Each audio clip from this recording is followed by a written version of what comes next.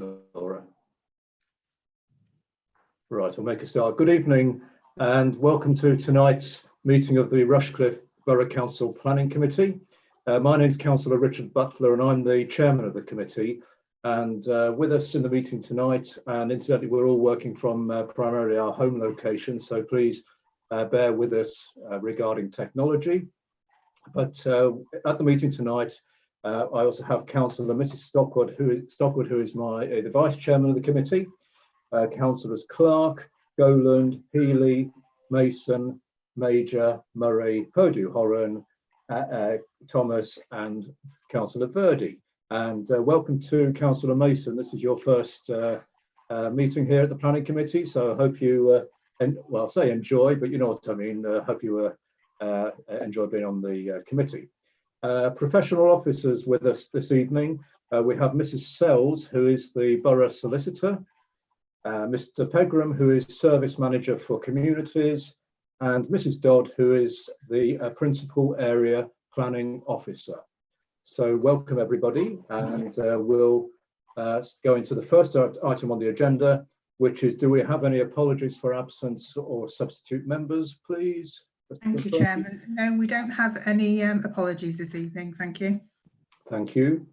And item 2, which is declarations of interest, either under the Code of Conduct and or be under the Planning Code. Does anyone have anything to make a note of? Councillor Goland. I objected on the County Council website to the first item, the city incinerator. But my views are open. I'm going to listen carefully today, and I have quite a few mixed opinions about it anyhow. Right. Okay. So you're intended to stay in the meeting then and participate and listen. Right. But will you be? Are you intending to make a vote at the end of the meeting? Yeah. Agenda. Yeah. Right. Can I just check with the solicitor, please? Is that allowed, or what would your advice be, Mrs. Sells? Just clarify, Councillor Gowland, are you just making the committee aware that you don't consider that you're predetermined? Exactly. Yes. Okay. That's fine. Okay. I don't consider I'm predetermined. Right. Thank you. That's just to confirm.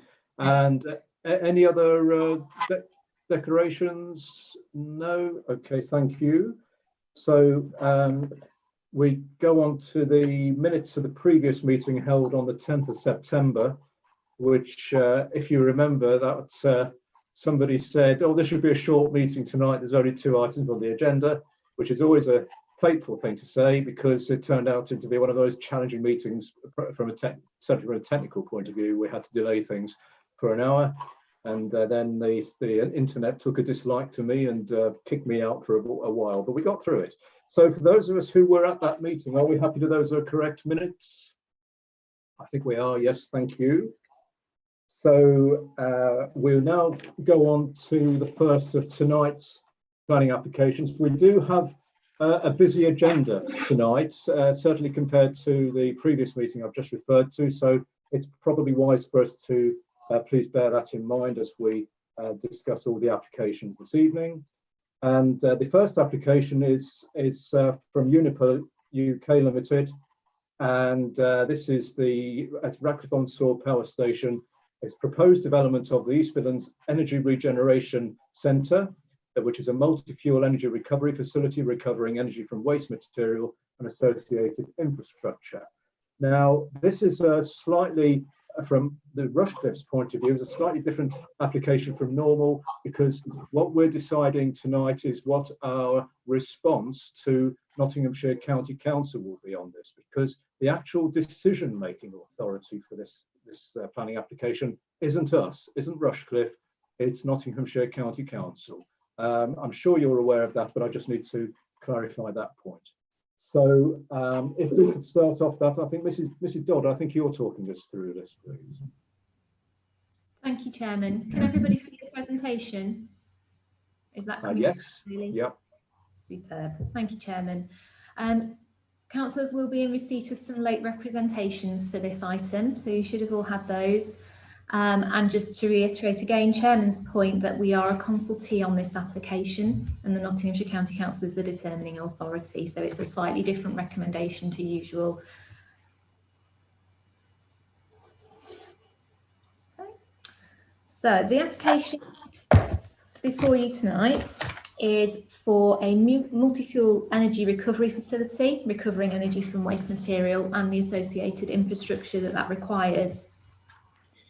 The application site is part of the wider power station. You'll see, as I'm indicating here, the power station itself covers a large area to the north and the south of the A453. The A453 is this red line here. The actual application site is at the northern end of the northern part of the site, this red line area here.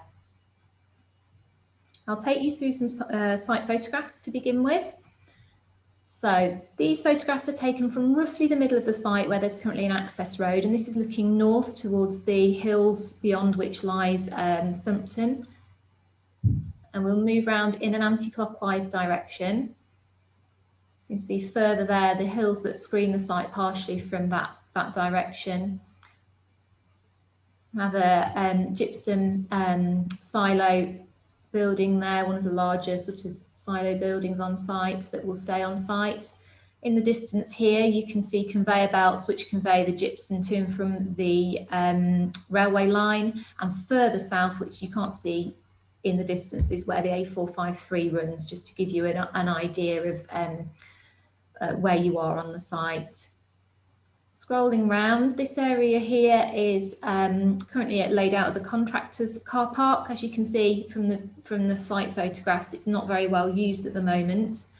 Other areas of the site are compacted hard standing, which has been used as lay down compound for previous planning applications and previous works that have taken place at the site that is now no longer needed. This next set of photographs is taken from the south side of that red line site, and you're actually looking there towards the eastern part of the site, one of the eastern gatehouses and access roads, and this is where the proposed new development would gain its access through from the A453. And in this area of the screen, as I'm indicating, is where the railway line runs. It's one of the railway sidings that currently is used to transport the gypsum, but would be utilised again for transport of waste on this proposal. And then we're looking back across the site, across that car parking area towards the hills and back towards the large silo building with one of the conveyors just along the top there. So just to give you some perspective. So that was your little tour around the red line area of the site. Obviously, as I say, the wider site covers a much larger area, but we are just concerned with this pocket here. I'm going to take you through the plans now. I'm going to try and zoom into that a bit more so you can see. There's quite a large building proposed on site, which is primarily, sorry about that, a boiler hall in the centre, waste bunker. This area, we've got turbines and stacks and some ancillary workshops, staff facilities, etc. So the proposal is to come in this side of the screen here. This is the eastern access that I showed you on the photographs. The lorries come round, they access into the building at the top here, and it's an enclosed tipping point. So the lorries go into the building, it's under negative pressure to reduce emission of odour and tip the waste straight in to the building there and exit down through this way and back out again. Show you some slides. This is a 3D image of the proposed building. Sorry, it's moved about a little bit on my presentation. To give you an idea of the context of that, so this is stack here is 110 metres. The cooling towers, the 8 cooling towers that are on site at the moment, are 115 metres high, and the main stack at the existing coal-fired power station is 199 metres. So just to try and give you a little bit of an idea of scale of how large a building that is in context with the rest of the site. So this is the main building, and then there are, as I say, some ancillary buildings, workshop, gatehouse, etc., that are within that site area, as well as car parking area for staff. So I will leave you on that slide. The current power station is due to close no later than September 2025, and that is part of the government's phase out of coal-powered power stations. The East Midlands Development Corporation have identified this as one of 3 strategically important sites for future growth. The current proposal is for the facility to provide electricity to the grid. It would also be capable of combined heat and power, although at present there isn't an end user for that on site. The key considerations, Chairman, in this case, as I've said, we are a consultee to the County Council. Our primary role really is to look at the principle of development in terms of Greenbelt. Chairman, your officers have determined that this site is a brownfield site. It's been previously developed land, and it would therefore constitute an exception to inappropriate development in the Greenbelt. Paragraph 145 of the NPPF states that one of the exceptions to inappropriate development is limited infilling or partial or complete redevelopment of previously developed land, whether redundant or in continuing use. And this is providing it does not have a greater impact on the openness of the Greenbelt than the existing development. Officers and your landscape officer have assessed the openness in the Greenbelt and have concluded that when judged in the context of the site and also with the screening afforded by the natural landscape, that there is no greater impact on openness, and we are therefore satisfied as officers that this is not inappropriate development in the Greenbelt. Chairman, we've had many comments in on this application which are concerned with climate change and carbon neutral future. These are addressed in the report and in the applicant's environmental statement.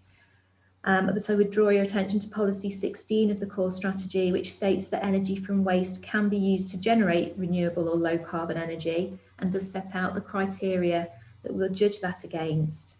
However, as we are a consultee, the Borough Council has not consulted extensively on the technical matters associated with this application.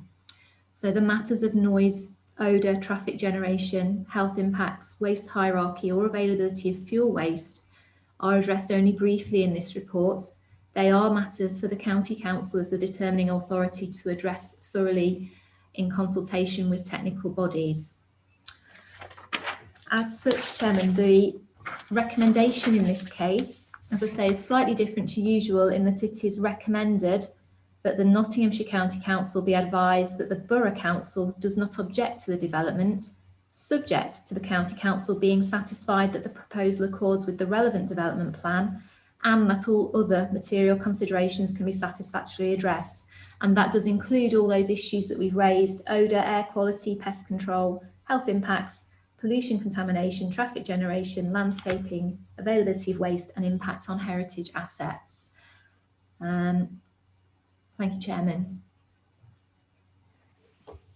Thank you, Mrs. Dodd. Now, in the way of the planning committee working, we do have a public speaker on this item, and we have Mr. Andy Reid, who is the applicant, would like to address the committee. So is Mr. Reid with us in the... Yes, I am. Yeah. Oh, hello, Mr. Reid. Oh, hello to you. Good evening. I've just seen you appear on the screen.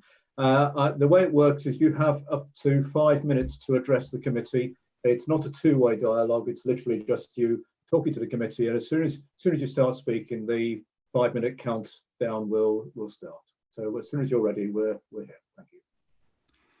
Okay, well, thank you very much for the opportunity to speak in support of the application.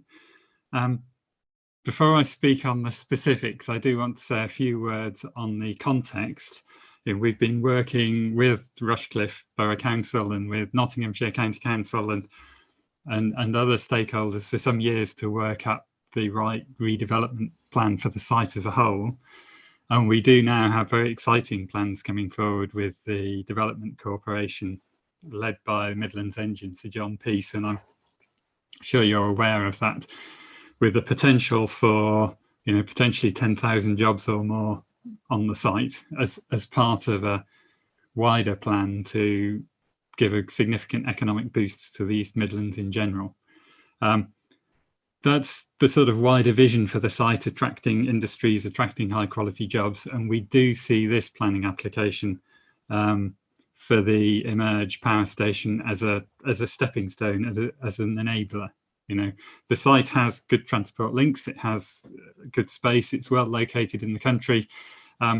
This power station offers supply of heat, supply of power, supply of steam that can sort of complete the offering, that makes it a very attractive place for inward investment. So that's kind of the context. In terms of the specifics of the application, we did do a lot of public consultation up front. We have worked quite hard to put together a good application. Mrs. Dodd mentioned the fact that the waste is all enclosed. There should be no odours. It's got all the modern environmental compliance, and we're very encouraged by Public Health England's comment to the County Council that they said that modern, well-run energy from waste plants are not a significant risk to public health. So we think that a lot of the issues and the public concerns are addressed. We did have quite a lot of comments on transport, particularly with local villages concerned with heavy goods vehicles in the minor local roads. We don't see any need for any of our lorries to go through the local roads. The A453 has more than enough capacity for anything that we would need. And so we hope that we can find a way to address those concerns and reassure the local public that we won't be sending lorries through the local villages and down the A6006 and so on. We're also very confident, you know, one of the other complaints is that we don't need it, and actually we think we do. Nationally, there's something like 10 million tonnes of waste that's still sent to landfill, and that's significantly environmentally worse. There's 2 to 3 million tonnes being exported. And locally, the local authority waste is actually only about half of the waste in the county. If you go through our needs case, you know, there's over 300,000 tonnes of waste, which is commercial waste, industrial waste, some construction waste in Nottingham and Nottinghamshire that is not accounted for by these long-term contracts. And it's the same situation in Derbyshire, it's the same situation in Leicestershire. So we're very confident that there is a local need and that we will be diverting waste from landfill. So that's kind of potted summary. We think we've put together a good application. We think we've addressed all the concerns, and those that we haven't addressed already, we will be able to address. And we think the application supports the wider site development. So we, you know, naturally, we hope that you will support it. Thank you. Okay, thank you, Mr. Reid. Well within your 5 minutes. So we don't have any other guest speakers on this, so we can now go into discussion and debate, unless I don't think there's anything else to pick up. Mr. Reid was basically reiterating why the application is here and which is covered in the report anyway. So I think we can go straight into discussion and decision on this. So who would like to start the ball rolling? Or Councillor Thomas, please. Are we on? Councillor Thomas? Yeah, I'm just getting there. Sorry, I lost myself for a minute. I had a slight panic that I'd just been frozen out again. It makes me shake a bit when that happens. I had a panic as well, but I'm here now. Okay. At first sight, a facility that reduces landfill, gets rid of plastic and creates energy looks like a good thing. And I have no doubt that incineration as an intermediate technology has a role to play in managing waste in the short to medium term. I'm also inclined to think that a new plant of this kind, conforming to current specifications in this location, is unlikely to cause odour or noise problems to neighbours. But there are several ingredients missing in this proposal that work against it, in my view. Firstly, there is some discussion of carbon capture, but no firm commitment to it, and it is quite likely that the plant will spew out carbon dioxide for its lifetime. This is a significant worry in terms of climate change. The second big consideration for me is that no market is guaranteed for the heat generated. Again, for the lifetime of the plant, it is likely that the heat will be converted to electricity, which is a relatively inefficient process. To use the heat as heat, such a plant needs to be strategically planned to site it near customers who can use that heat. There is some discussion of this in terms of the development of the wider site, but again, no detail or commitment. The wider site is to be developed as a national centre for low carbon futures. This would be the first building, a statement for the site. The plant is not a low carbon solution for waste disposal. It's not a low carbon method of energy production either. Is it likely that the other occupiers would want to be associated with it? I have concerns that the proposal doesn't seem to have arisen out of a local strategy for Nottingham and Nottinghamshire waste. There is some discussion of capacity in this context, but it's not clear that the plant is needed to process our waste. Changes in recycling rates are difficult to project, with national initiatives imminent, and there is a huge unknown in our area in that food waste is not currently separated out. A local strategy requiring an additional incinerator would probably have positioned it closer to the concentration of population. It could be part of a more holistic waste management site, with a focus on sorting, reuse and recycling, alongside composting and anaerobic digestion of organic material. Incineration would then be the last resort for the residual waste. Waste journeys for the local area, if we do intend to in fact use the new plant, would be convoluted, with refuse lorries travelling elsewhere for the waste to be prepared to provide fuel to the new plant and transferred into HGVs, which would then return to the incinerator. The proposal doesn't seem to be part of a regional or national strategy either. There is talk of bringing in waste from within a 2-hour radius, but it's not clear that this region needs the additional capacity, nor is it clear that the capacity is needed in a national context. There are many other new energy from waste plants being planned and built across the country. The power station site has a rail link, and there is mention of this, but again, no strong commitment to use rail rather than road transport for waste coming from further afield than the local area. Additional carbon from the road journeys is a concern, as well as traffic congestion. Overall, I believe that concerns about the proposal outweigh the benefits, and I move that Rushcliffe responds to the County Council to oppose the application.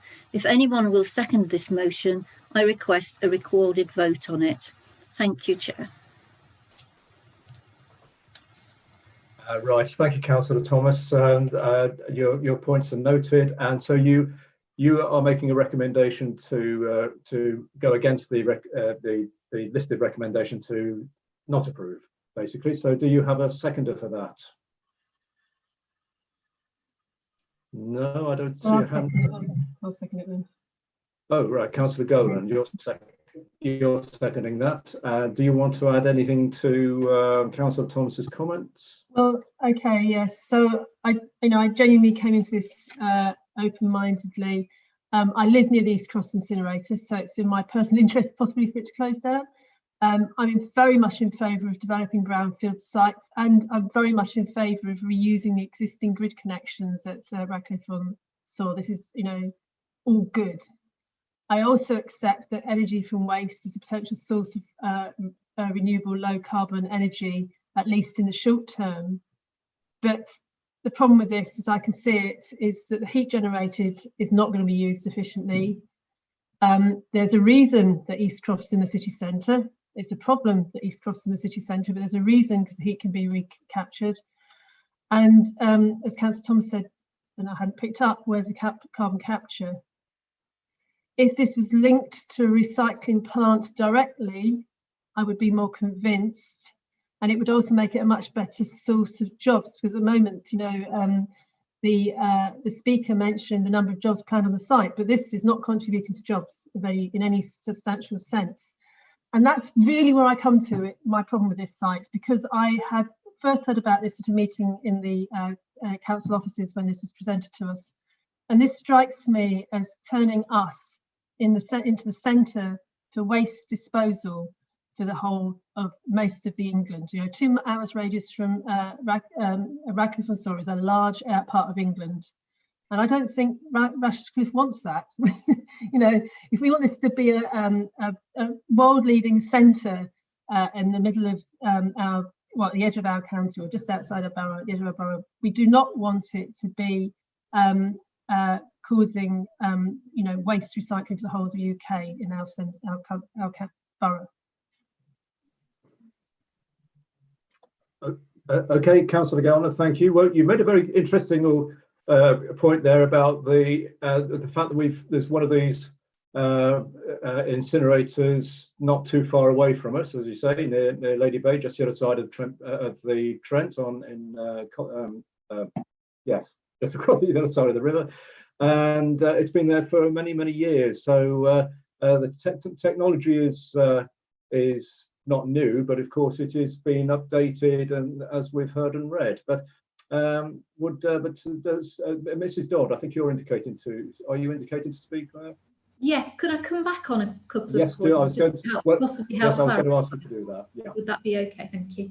Absolutely fine. So I just noted a couple of things that Councillor Thomas and Councillor Gowland mentioned. In terms of carbon capture and low carbon, it came through as part of the late representations. The environmental statement does set out a carbon neutral future for the developer by 2035. So there is some further information about that in the environmental statement. In terms of the strategy for waste, if you refer to paragraph 56 of your report, the applicant does note that this is not a merchant facility. It's not for a specific contract. It is a merchant facility, not for a specific contract. And that is a matter for the county to apply the waste strategy as to whether it meets with those waste policies. So that is something for the county council to look at. And then I was just going to say, what was my other point regarding the heat capture? Obviously, at present, this is the first part of redevelopment of what we presume will be a larger development, because the whole site will have to shut because it is part of the government's plan. So at some point, the rest of that site will no longer be required for coal-fired power. So there is an expectation, I think, that there will be something else on that site, although obviously we can't tell what that will be at the moment. I think they're all the points that I can answer for now, Chairman. Thank you.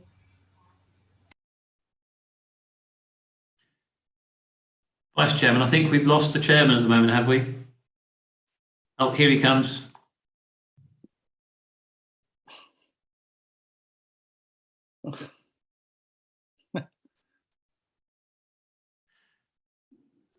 Vice Chairman, with your permission, if I can just speak while we're waiting for the Chairman to rejoin us. There was also a comment about carbon emissions.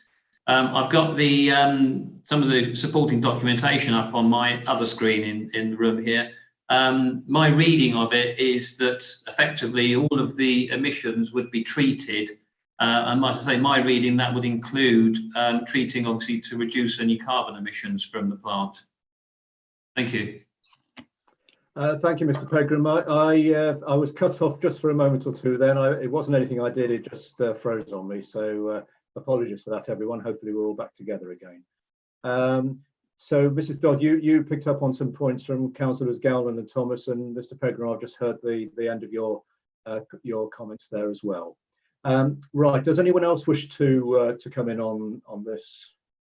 Councillor Clark. Thank you, Chairman. Just two questions, first of all. Firstly, Councillor Thomas has moved her proposal, but I'd like to hear clearly exactly what the reasons are. I know she has described her thoughts and opinions to us, but I'd like to actually hear some specific reasons to be included in her motion. And secondly, just a technical question. Yes, I understand the point about heat recovery, and as we all know, that it will become a much larger brownfield site where the power station is in the future. It's just a general technical question. Is there any information as to whether provision will be made for future heat recovery will be able to be fed direct into whatever development, whether it's industrial or residential or whatever development might take place on the rest of that power station site? Okay, thank you, Councillor Clark. Well, perhaps while Councillor Thomas is considering her formal reasons for moving the recommendation to refuse, could Mrs Dodd pick up on your questions, please? Thank you, Chairman. Yes, Councillor Clark, the plant is combined heat and power ready. My understanding of reading the documentation is it is ready to provide that as soon as a user becomes available. It will be built in such a way that that is able to happen as soon as there's someone there to use it. Okay, thank you. And Councillor Thomas, are you ready to? Well, does anyone else wish to speak, or are we ready to go to Councillor Thomas to give her reasons for moving the recommendation to refuse, please? So I don't think anyone else is indicating. So, Councillor Thomas. Thank you, Chair. I think firstly I'd say that we're a consultee on this proposal and not the planning authority. So that perhaps gives us a bit more leeway in terms of making general comments rather than tying it down to the material considerations that Mr Pegram so carefully steers us towards. The first thing I'd say, though, is that there is no clear demonstration of need in terms of the local need, the regional need, or the national need. And the second thing is it's the harm to the environment, harm to the Greenbelt, harm to the planet, and harm to humanity. And I'm sure that is covered by a material consideration somewhere. Thank you. Okay, well, thank you, Councillor Thomas. We've got those now, and I think that's answered Councillor Clark's question for your reasons. Right, so we've got the recommendation moved and seconded by Councillors Thomas and Goland. We need to go to, I think, a vote on this, and unless anyone else is coming in. No, I don't think so. So we need a show of hands now. Oh no, we don't do a show of hands, do we? We do a by name. So the Borough Solicitor will call out our names, but we need to be clear what we're voting on here. This is the recommendation moved by Councillors Thomas and Goland to refuse or to object, I should say, because the original recommendation is we do not object, but this recommendation is saying that we object. So we'll ask now for votes for that. Chair, could I just say that I have asked for a recorded vote as well? Thank you. Yes, that's understood, and that we can do that. Yes. Thank you, councillors. I'll go in alphabetical order. So it's 4 that we are objecting as consultee. So Councillor Butler. Against. Councillor Clark. Against. Councillor Gowland. Sorry, you're on mute. Sorry, 4. Councillor Healy. You're on mute. Against. Councillor Major. Against. Councillor Mason. Against. Councillor Murray. 4. Councillor Perdue-Horan. Against. Councillor Stockwood. Against. Councillor Thomas. And Councillor Verdi. Against.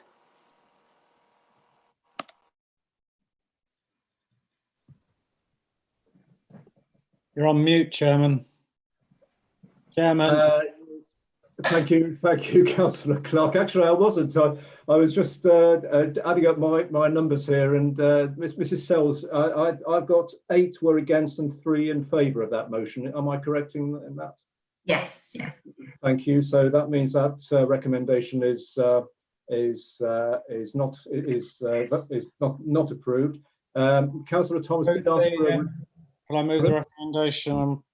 Yes, Councillor Clark, I was just coming to that. So we now need an alternative recommendation now, which I think Councillor Clark is about to move. I was just, yeah, sorry to interrupt you, Chairman. I was That's just gonna okay, say, it's can all right. I move the recommendation as printed at the bottom of page 23, as set out, that the Borough Council does not object, for the Thank you. provided the following, the list as shown is included in the factors to be considered. Thank you. Do you have a seconder for that, please? Well, seeing a couple of hands go up. The first hand I saw up was Councillor Stockwood. Thank So you. you're- Happy to second for the reasons stated. Righty-ho, thank you very much. So we now have the original recommendation moved and seconded. I think we did need to go to a vote on this, please. So, Mrs. Sells. Can I just clarify with Councillor Thomas? Obviously, you requested a recorded vote on that last vote. Is there a request for a recorded vote on this second motion? Yes, please. Thank you. So going alphabetical again, Councillor Butler, For. Councillor Clark, For. Councillor Gowland, Against. Councillor Healy, For. Councillor Major, For. Councillor Mason, For. Councillor Murray, Against. Councillor Purdue-Horan, For. Councillor Stockwood, For. Councillor Thomas, Against. and Councillor Verdi. For.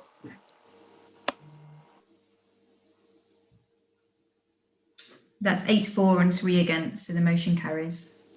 Okay, thank you, Mrs. Sells. So now we need to do the recorded vote procedure. Do we go through, just go through the names again for to record the votes? I'm not just checking procedure, really. I've made a note, Chair, of each councillor's for or against, so they will be recorded in the So minute. we've got them anyway. So Councillor Thomas, we have got your recorded vote noted. Okay, thank you. So we now, to be clear, the recommendation as per the original report has been approved. Right, we now go on to our second application for this evening, which is Overgrown Acres, Cockgrave Road, Normanton on the Wolds. It's a seasonal change of use for the erection of 3 TPs, each 10.3 metre diameter, to be used from the 1st of May to the 30th of September annually, to allow for 28 events to be held, an erection of pagoda for wedding ceremonies, part use of an existing dwelling as a bridal suite, limited to bridal use during the 28 events only. And again, I think Mrs. Dodd, you're leading us through this, please. Thank you, Chairman. Yes, me again. So this is Overgrown Acres, which is a site located at Normanton on the Wolds. So if we have a look at the plan, oh, apologies. Let me get on the right screen with my mouse. Where's it gone? There we go. Here we go. So the site is located on Cockgrave Road. So you have Tollerton over to the west, Cockgrave over to the east, roughly. It's not within a defined settlement, but there is a cluster of residential properties in this area here and here. So there are some nearby residential properties. The application site itself comprises paddock land, and along the eastern boundary here, there is a barn conversion that was granted in 2017 to become a residential property, and the site as a whole lies within the Greenbelt.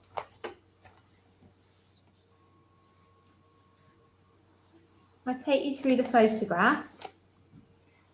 What you can see here is the base of the teepees that are proposed. The teepees themselves are proposed to come on and off the site, and have, obviously in this photo, have been dismantled, but these bases would be permanently located in the site.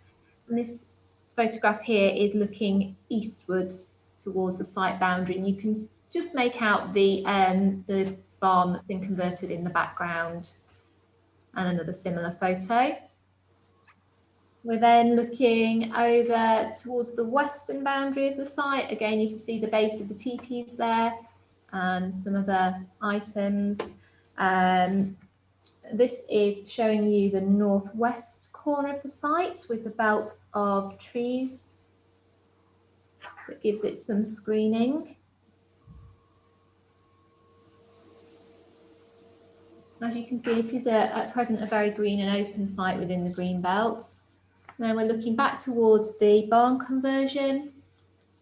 And then this is a photo from inside the site looking towards the access point, an access driveway, which you can see here in the corner of your screen. So the access comes off Cotgrave Road and does run round the barn conversion that's proposed to gate that off halfway through the site. This is another of the structures on site which is subject to a separate application, and this is the access gates and driveway showing out onto Cotgrave Road. And then we've got a few photographs just of the access from the outside, just to give you an idea of the context there. And some further photographs of what the TPs look like once they are actually in situ. So it's 3 TPs that are linked together across those bases, and then there are portable toilets, etc., that are brought onto and off site as and when needed. There's also proposed, there's a pagoda to be used for wedding ceremonies, and part of the existing dwelling to be used as a bridal suite. That's the end of my photographs. So you can see from the plan here, Cotgrave Road, access driveway. The TPs are located in this area towards the front of the site here, with the dwelling over on the eastern side.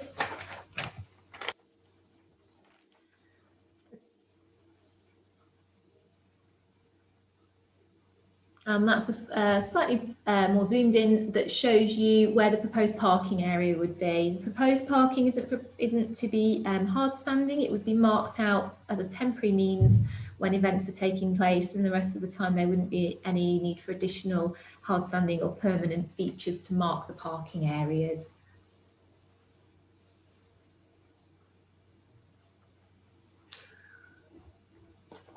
So the application proposes to erect the TPs seasonally from the 1st of May to the 30th of September. As I said before, there are 3 linked TPs on timber supports with the permanent bases, and also proposed to have a catering tent to the rear, and as I say, portable toilets brought onto the site as well. The applicant is seeking permission to use the land for 28 event days, and 1 event day could include the hire of the site for up to 46 hours at a time to allow setting up and closing down. However, if 2 consecutive events are proposed, or if 1 event spans 2 days with music, bar, etc., this would count as 2 event days out of the total of 28. And the use of part of the dwelling for the bridal suite would also be tied to the 28 event days. The original submission did include the small chill out den that we saw on the photographs and a camping area. These have been omitted from the application, so we are purely looking at the 28 days for events with the TPs and the bridal suite. In terms of the application itself, key considerations are residential amenity, highway safety and greenbelt issues. In terms of the residential amenity, main concerns that we've received from residents are the noise impacts arising from amplified sound and wider noise impacts from guests using an outdoor area for these events. There has been significant amount of work undertaken by the applicant and our environmental health officers in terms of noise reports, and this is reflected in the conditions that are proposed at the end of the report, which I'll move on to shortly. There are some proposals to help mitigate noise, including directional zone speakers, acoustic barriers and a noise management plan. As well as a temporary 12-month proposal for the permission and the monitoring of events. In terms of highway safety, a highway safety report has been received, which includes vehicular speed survey, and Highways Authority do not object on the basis of the visibility in relation to vehicular speeds. 75 parking spaces are proposed, which again you saw on the previous plan, and the authority again do not object to this level of parking, which they consider would be appropriate. In terms of Greenbelt, Chairman, your officers have determined that the proposal would not fall within one of the exceptions to inappropriate development. So we are not saying it is an exception to inappropriate development, and therefore very special circumstances need to be demonstrated to outweigh the harm arising in the Greenbelt. In this case, officers have assessed the proposal in terms of economic benefits as a source of employment and rural diversification, both directly for the applicant and people employed at the site, but also in terms of the supporting services, catering, bed and breakfast, etc. in the area. And it's considered that the generation of the business and income would constitute special circumstances to outweigh the harm. We do also have to consider openness, and in terms of openness, given that these TPs are brought on and off the site, the only permanent feature is the bases. Officers are satisfied that the site is well enough screened and there's limited built development, that there would be a very limited impact on openness. So on this basis, Chairman, the recommendation is set out to approve. The recommendation is set out on page, apologies because I've lost my page, which is not helpful. Sorry, page 42 of your report. There are a number of conditions which I've briefly explained. Key one is that this is proposed to be for a 12-month period so that there can be additional monitoring. Monitoring would take place in the form of 3 monitored events and noise reports to be submitted to the borough. Acoustic barrier, we've also limited the type and array of speakers that can be used, the type of TP that can be used, and as I say, the number of days or number of event days per year that the site could be used. So on that basis, Chairman, it is before you with a recommendation to approve. Thank you. Thank you, Mrs. Dodd. Now we have 3 speakers on this item. I should have made it clear, just to clarify at the beginning, that of course the Councillor Mason won't be on the committee for this item because she is the ward member, and the new way of working is that ward members momentarily leave the committee for this item. So I should have made that clear. But Councillor Mason will be speaking as the ward councillor in a short while. But the first speaker on this applicant is application is the applicant, Michelle Woodward. So if you're here, Ms. Woodward, I don't I can see your name on the screen, so I assume you're unmute. Is that it? Yeah, yes, we can hear you. So as you may have heard before, you have up to 5 minutes to talk to the committee. If you're still talking when 5 minutes is up, then we have to tell you and have to ask you to stop. So as soon as you're ready, if you want to talk to the committee. Okay, so this is an emotional piece of land for us. We've been here, or as a family, since 1997. Children used to play in our woods and ride the ponies from my father's next door. And in 2014, we were able to buy the land and start a significant tidy up. Since then, we've actually laid 400 metres of hedges to bring the actual site back into order, and again planted additional 400 leylandis. Interestingly, we're following the power station.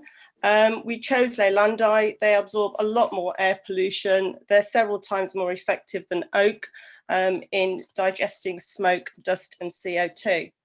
So I think we've sort of reclaimed a significant amount of land that was bramble and overgrown areas, and sown new grass seeds, which have enhanced our additional paddock.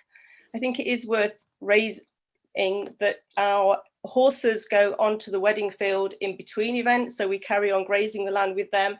And obviously we keep the sheep off because of E. coli during the season, but they're now back on the grass, and even so we will still struggle through the winter to actually have enough grass to get us through the winter time. The house is lived in by 3 generations, and on a wedding night my son moves out of the house with his family or out of the annex and sleeps in my bit. And I think it's worth saying, long-term generation, the idea is that I will be put in the annex by my children as they take over the main house. The way that we have set it up with having the TPs built up for the 2 weeks, even though we're only using them for 28 days, is there is very little inconvenience, if any, in dismantling and erecting teepees, which means there is no footfall, there are no people, and there is no noise. The teepees are set up once and that is it. So there is no setup, the tables stay up all the time, and everything else is predominantly done by my family, and we have gardeners and support staff to actually enhance the land, but it's the land for the agriculture as well, sort of 52 weeks of the year. As we've heard, highways have supported us, and that is a positive thing, and there won't be any large vehicles coming in because they have nothing to bring in. The zone array system is 36 speakers, which directs the noise into the ground. We supply the noise system, the amplifiers, the music limiter, and even an electronic drum kit. So the only thing that a band will need to bring in is possibly a couple of guitars to play. So again, the need to have large vehicles coming in and out is highly unexpected. So we spent an awful lot of money to make sure it's right. Interestingly, this year we have had 2 weddings, and I'm pleased to say there have been no complaints and there have been no objections, and none of our neighbours, it would appear, even knew that we were happening. So I think that's a positive. We did sit on the bank and monitor it all through the night anyway. The highways, it is a very, very, very busy road with over 12,000 vehicles passing it. It does occasionally get slowed up by farm traffic, and indeed on Sunday there was an accident on Sunday, but it was a cyclist who slipped on the bend without any vehicles going round, so that it was a wet ground with grit, nothing at all to do with the venue. And it's disconcerting, therefore, that people think it is worthy of noting as an objection. Just to run through the late representations, there was a point made on the 27th of September. Sadly, 3 of my friends turned up early. They came separately because of COVID, and now it's been described as an event. I'm glad to say the planning officer has agreed it was non-related from that point of view from there. We don't get complaints from our wedding events. We've talked about that. We observed the noise and we managed to do it. Our 3-day package, 46 hours, but 2 of those were for 2 nights where we're fast asleep. So this is very, very little impact, and obviously it has a benefit to local bed and breakfasts. We've stopped camping because of the responses, and we're trying to do everything possible to act purposely. The green grass reinforcement is seen as a negative, whereas in our original planning application, it was seen as a bonus, and it should be described as sustainable drainage systems. And we have it frequently around our site because it was a bonus. I think that's about my time. I've got 10 seconds left. Thank you. Okay, thank you, Ms. Woodward. I heard you, and I'm sure members of the committee did, but there's a very strange noise on the line. I'm not sure whether that was generated for your papers or whether someone's shuffling papers around. Was everyone able to hear Ms. Woodward? Okay. Yeah, Yes, yeah. I think so. So if anyone was moving papers by your microphone, just bear that in mind. Thank you, Ms. Woodward. So our next speaker on this now is speaking to object to the application, Yvonne Burbanks. And Ms. Burbanks is going to, I think, request some photographs and presentation to be put on the screen. Mrs. Dodd, did you just want to come in on that? I was going to say, I will present the presentation from my screen for Ms. Burbank. If she would like to indicate to me when she'd like the next slide up, and I will endeavour to keep up with her presentation. Righty-ho, understood. So is Miss I assume Miss Burbanks is here with us, Mrs. Burbanks. I can see the presentation on the screen, but I can't. Mrs. Burbanks, are you with us? I think she's there on mute. Ah, yes. Are you muted, Mrs. Burbanks? Hello, can you hear me? Ah, yes, I can hear you. Sorry right. about that.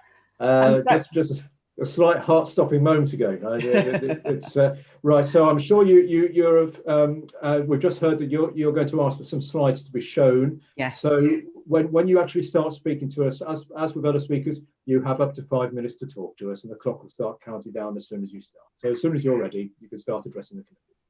Thank you, Mr. Chairman. I speak on behalf of the 40 local households who've submitted detailed objections.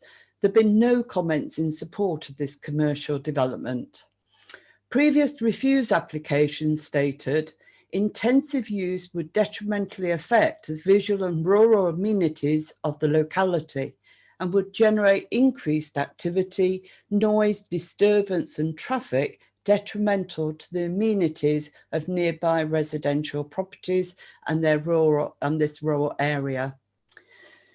Residents strongly object to this development, whether temporary or permanent, and we would assert the following.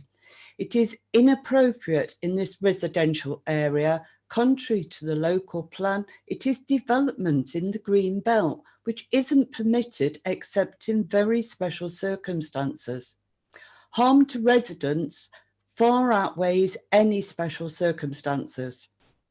It constitutes a permanent use of the land, which is residential and grazing at the moment, to commercial purposes, and would create a precedent for further development on the site and indeed on other sites. It would create considerable harm and disturbance in terms of noise, light pollution, traffic and road safety, loss of visual amenity, and changes to the residents' routines. Publicity materials suggest activities such as corporate team building events will take place as well as weddings. Residents find this prospect alarming. We're extremely concerned that traffic and safety issues haven't been adequately addressed, and these need to be reviewed. Could I have slide 1, please? Slide 1. Thank you. Recent incidents along Cotgrave Road have required emergency services. This is just one to highlight such incidents. Slide 2, please, and then 3. Hazardous situations at the site entrance have been observed in recent weeks. You can see there it's circled. We disagree with many conclusions in the officer's report. We believe that current noise management plan just isn't sustainable. For example, escorting every guest to their car. To protect our health and well-being, we want to see further conditions imposed, in particular, a limit on the number of events. The report doesn't recognise that such equipment would need to be installed and delivered and installed before clients have access at 1 p.m. on the day prior to the event and then removed at 11 a.m. the following day. Health and safety regulations would suggest separation between work people and the general public in order to minimise risk. Could I have slide 4, please? The applicants, what's included in your 3-day package document, lists facilities requiring installation, catering tents, 134 chairs, trestle tables, benches, glitter ball, portaloos, etc.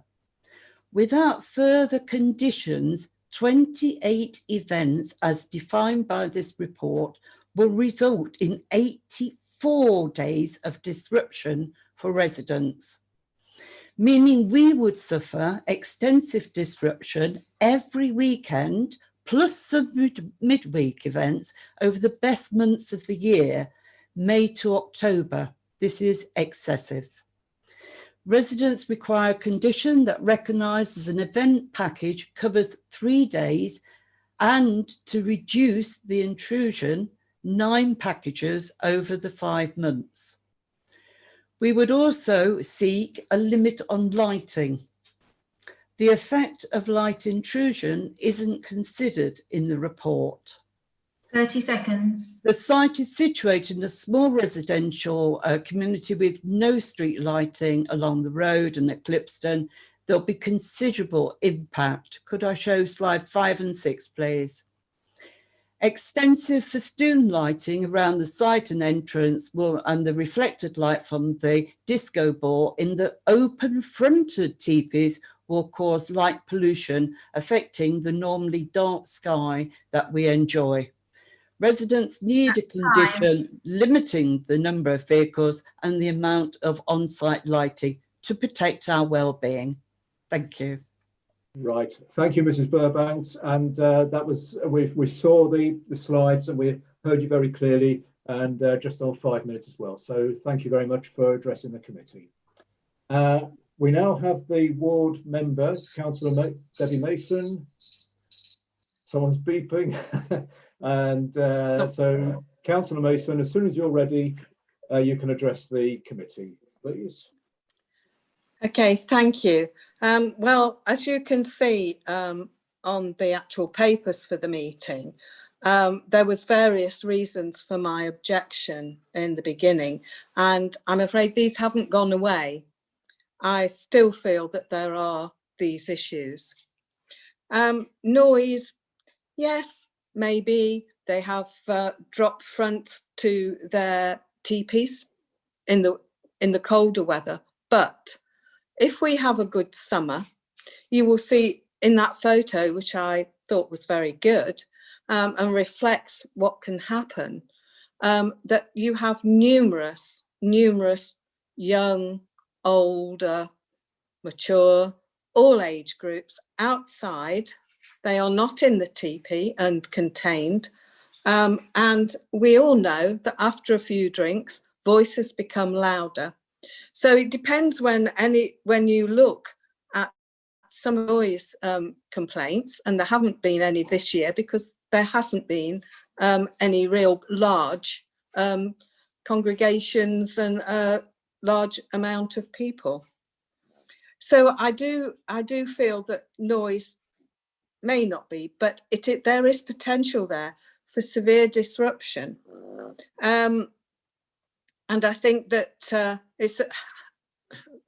the residents could almost wish for a summer that was not quite as warm. Traffic access, I think, is one of the main things.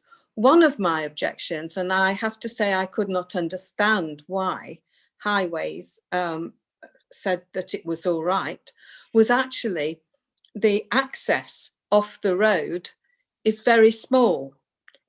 Only one car can get in front of that gate off the road.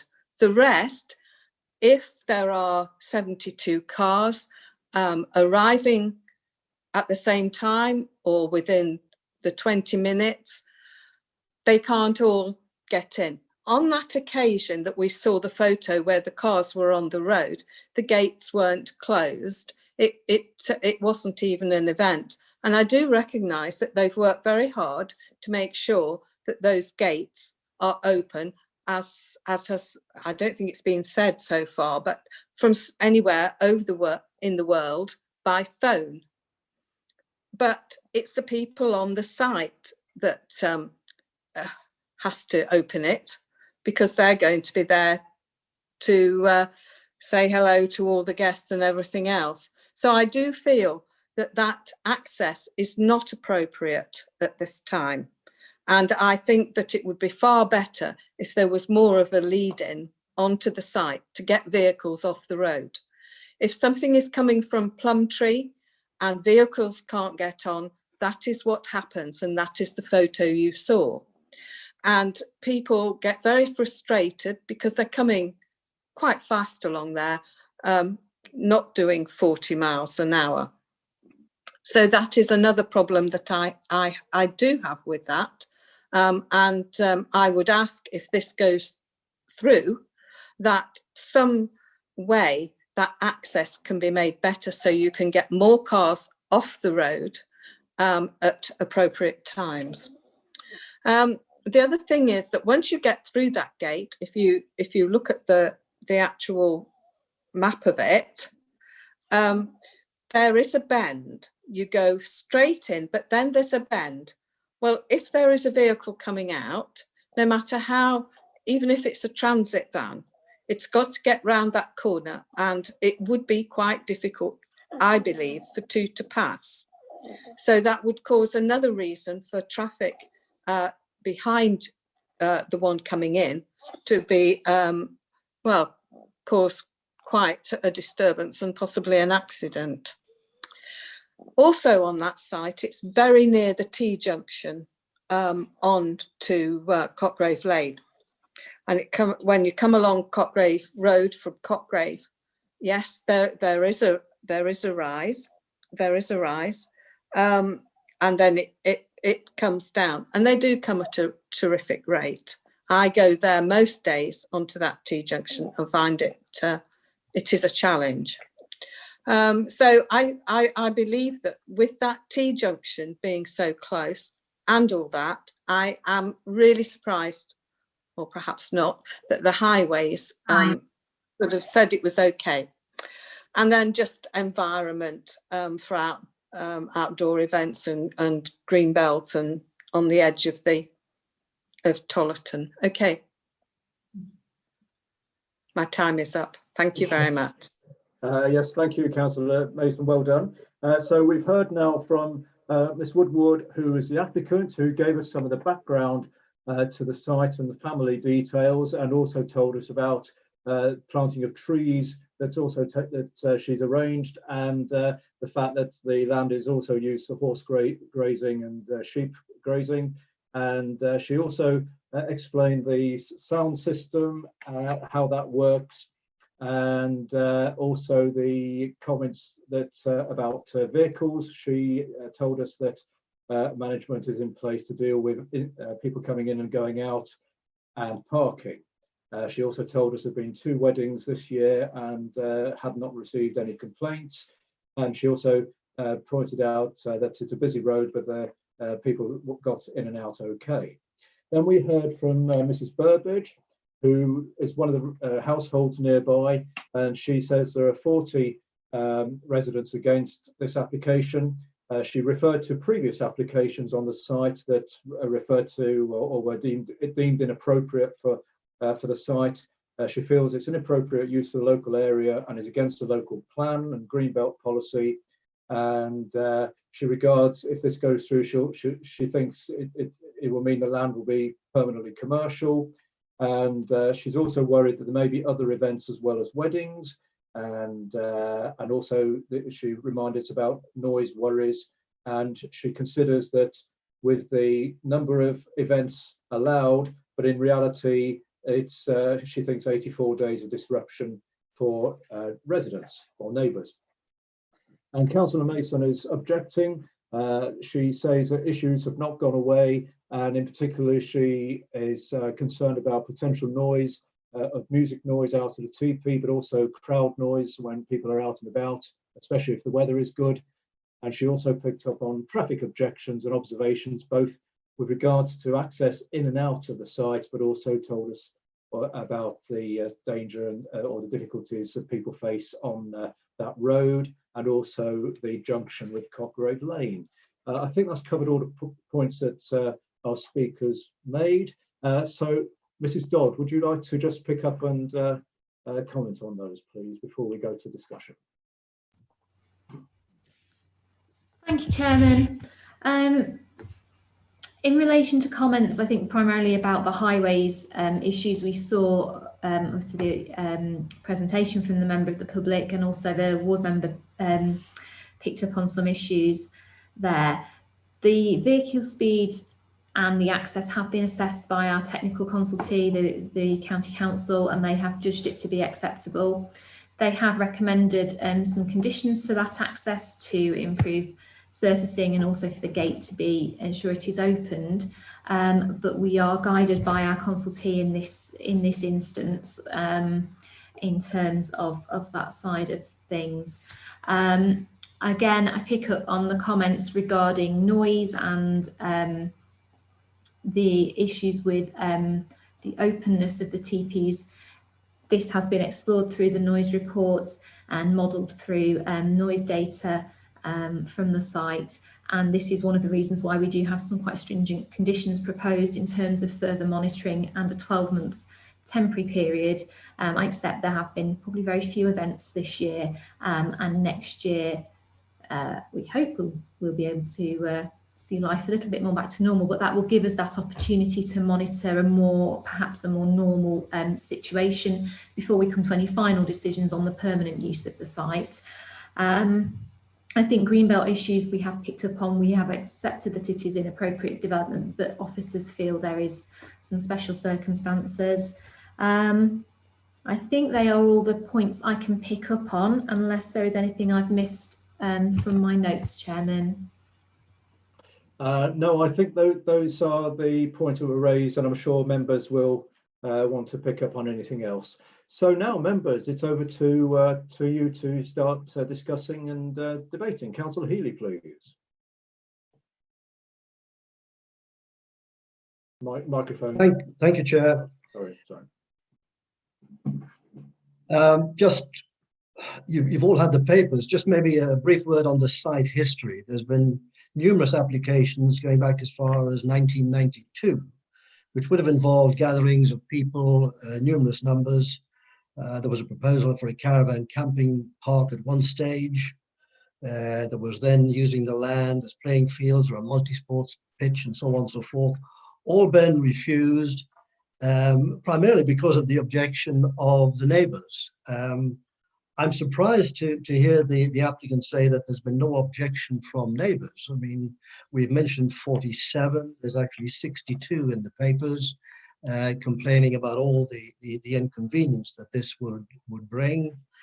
Councillor Mason touched on the traffic and the site itself, and I have to endorse what she said there. I live in Cotgrave myself, and if you're coming out of Cotgrave, just as you approach the T-junction with Cotgrave Lane and Cotgrave Road, there's a dip, and suddenly you're coming out of that dip and you're on the junction, and of course ahead of you could well be 10, 15, 20 cars queuing to get into the site itself.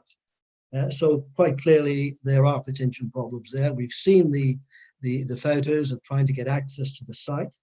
The entrance is rather narrow, and I can understand if there's traffic going in and some coming out, somebody's got to give way, and unfortunately, in certainly in one instance that we're aware of, they reversed back onto the main road, which has been made very clear as a very busy road. I'm also concerned about a green space that's just on the corner of Cotgrave Road and Cotgrave Lane, and I think it's county council owned. It's a bit of green belt, but more times than not, that turns into a parking area. I think some of the residents perhaps have open garden events, but clearly there would be temptation for visitors, guests to park there rather than driving into the site and thinking, well, at some time later on, I'm going to have to get out of here along with anything up to 75 other cars. So quite clearly, we cannot and must not ignore the objections of the people and the residents who live around there. Thank you, Chair. Thank you, Councillor Healy. Councillor Major, please. Yeah, I think the argument on the highways front is an interesting one. Obviously, highways have deemed it not to be an issue, but I can see there's definitely potential danger there if you do have cars queuing on the road, and I wonder if there's some options to, just to increase the signage or something. I don't think you can mitigate for people driving quickly along that road, but at least giving them some warning might help a little bit. I don't know if that's something that we could look to. I suspect it's not something that we could legislate on. But I do think quite a lot of this is based on the what ifs and the could be's and the maybes, and if it's a nice day, then this might happen and this might happen, which I think is not necessarily constructive. And I think they've made a very strong argument for this being a positive addition to this area, and both in terms of the economics, but also I think they've put a lot of time and effort and money into making this as positive and an endeavour as possible, with the sort of investment in the sound, in the speaker systems and things like that. They've obviously spent a lot of time thinking about what would work here, and the TPs are temporary structures. They do go down, so they're not there permanently. They're using the land for grazing for the rest of the year. I can't see them being a huge blight on the landscape, so I don't think visually there's much of an argument there that they will provide any loss of amenity to neighbours. I get that nobody wants to have noisy parties nearby, but I think the key thing for me here is this trial period, this 12 months, whereby the conditions are there, they have the opportunity to demonstrate they can make this work, and if they can't, then it's withdrawn. And I think that puts all of the onus on the applicant to make the best of what they can, to appease the neighbours, to do what they can, to demonstrate that they're able to run this. And I appreciate it's over the kind of the best point of the year and everyone wants to be outdoors and enjoying the outdoor space. But I think we should be encouraging this kind of rural diversity, and actually basing our decision on could be's and maybes and what ifs is not necessarily a constructive way in my view. So I'm supportive of this application personally. Okay, thank you, Councillor Major. And just to help answer your question about extra road signs, etc., you're quite right. That's out of our control here at the Borough Council. That sort of thing is done by the County Council, and as we've seen, the County Council highways have made their observations known. Do you want to come back on any of that at this stage, Mrs. Dodd, or are you indicated to speak, or just do you want to wait a bit? I was just going to make the same point you were, Chairman, that we can only control things within the site. Advertisements require their own consent, and we cannot control directional signage, safety signage that's on the highway.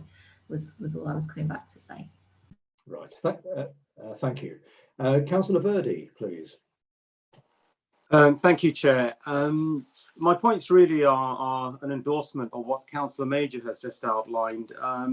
Really, and in terms of our national planning policy framework, paragraph 83, in terms of sustainable growth and expansion of businesses in rural areas and development of and diversification of agricultural land, sustainable rural tourism and so on. And I think also in the context of being guided by our statutory consultees, including the environmental health officers who, regarding the noise issues, have said that that can be mitigated. Obviously, there are a lot of pros and cons in terms of the Highways Agency's endorsement of this, in terms of whether it's safe or not. But if these events are off peak, I do take on board why they've come to that conclusion in terms of any traffic mitigation issues and so on. So I would really support Councillor Major's really proposal in terms of really, if the condition is to trial this to see if it works, we go with it. And if there are issues, the conditions need to make sure that we can ensure that the proposal is going to be sustainable. So in terms of the economic benefits and the rural diversification and so on, and particularly with regards to the Greenbelt, I think 28 days or 84 days in total, somebody referred to, if there were that many events, is still not the full year. So the blight on the Greenbelt issue, again, for me is there, but it's again, in my view, being outweighed by the other benefits. So I would endorse what Councillor Major has said and be in support of a proposal to move forward on this. Right, thank you, Councillor Verdi. I don't see any hands going up. So, I do see hands going up now. So, Councillor, well, actually, just before we do that, so Councillor Major and Verdi, are you in effect making a recommendation, moving and seconding a recommendation here, or are you holding back for the time being? I'd be happy to move the motion. Okay. Yes, and I'm seconding that, Chair. Right, got a note of that, thank you. So Councillor Goland, I think your hand was momentarily first before Councillor Thomas. Can I just ask, are we using the electronic hands or not in this meeting? Because I think we're using good old-fashioned waving of the real hand. That's fine, just to be clear. In that case, just to pick up a couple of things that Councillor Healy mentioned, I think when Ms Woodward was talking about complaints from the neighbours, she was talking about events that occurred over the summer. And also, I'm not sure the fact that neighbours park on county council land is necessarily a reason to object to this particular proposal. As far as I can tell, this is a new, imaginative, small local enterprise, which is relatively environmentally conscious. It will provide employment opportunities and diversify the local economy with relatively low impact on the Greenbelt compared to other things that might produce similar outcome.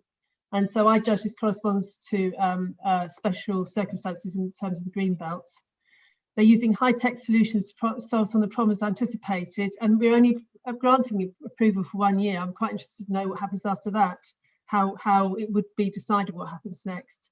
The one thing I'd like to suggest, maybe, could we add one further condition to the many conditions that are already added to this, which is that possibly the gate should be, I can't get the right word, the word comes to my mind is manned during the time when it's open, to make sure that they can encourage people through it in a quick way, so to try and alleviate some of these problems on the road.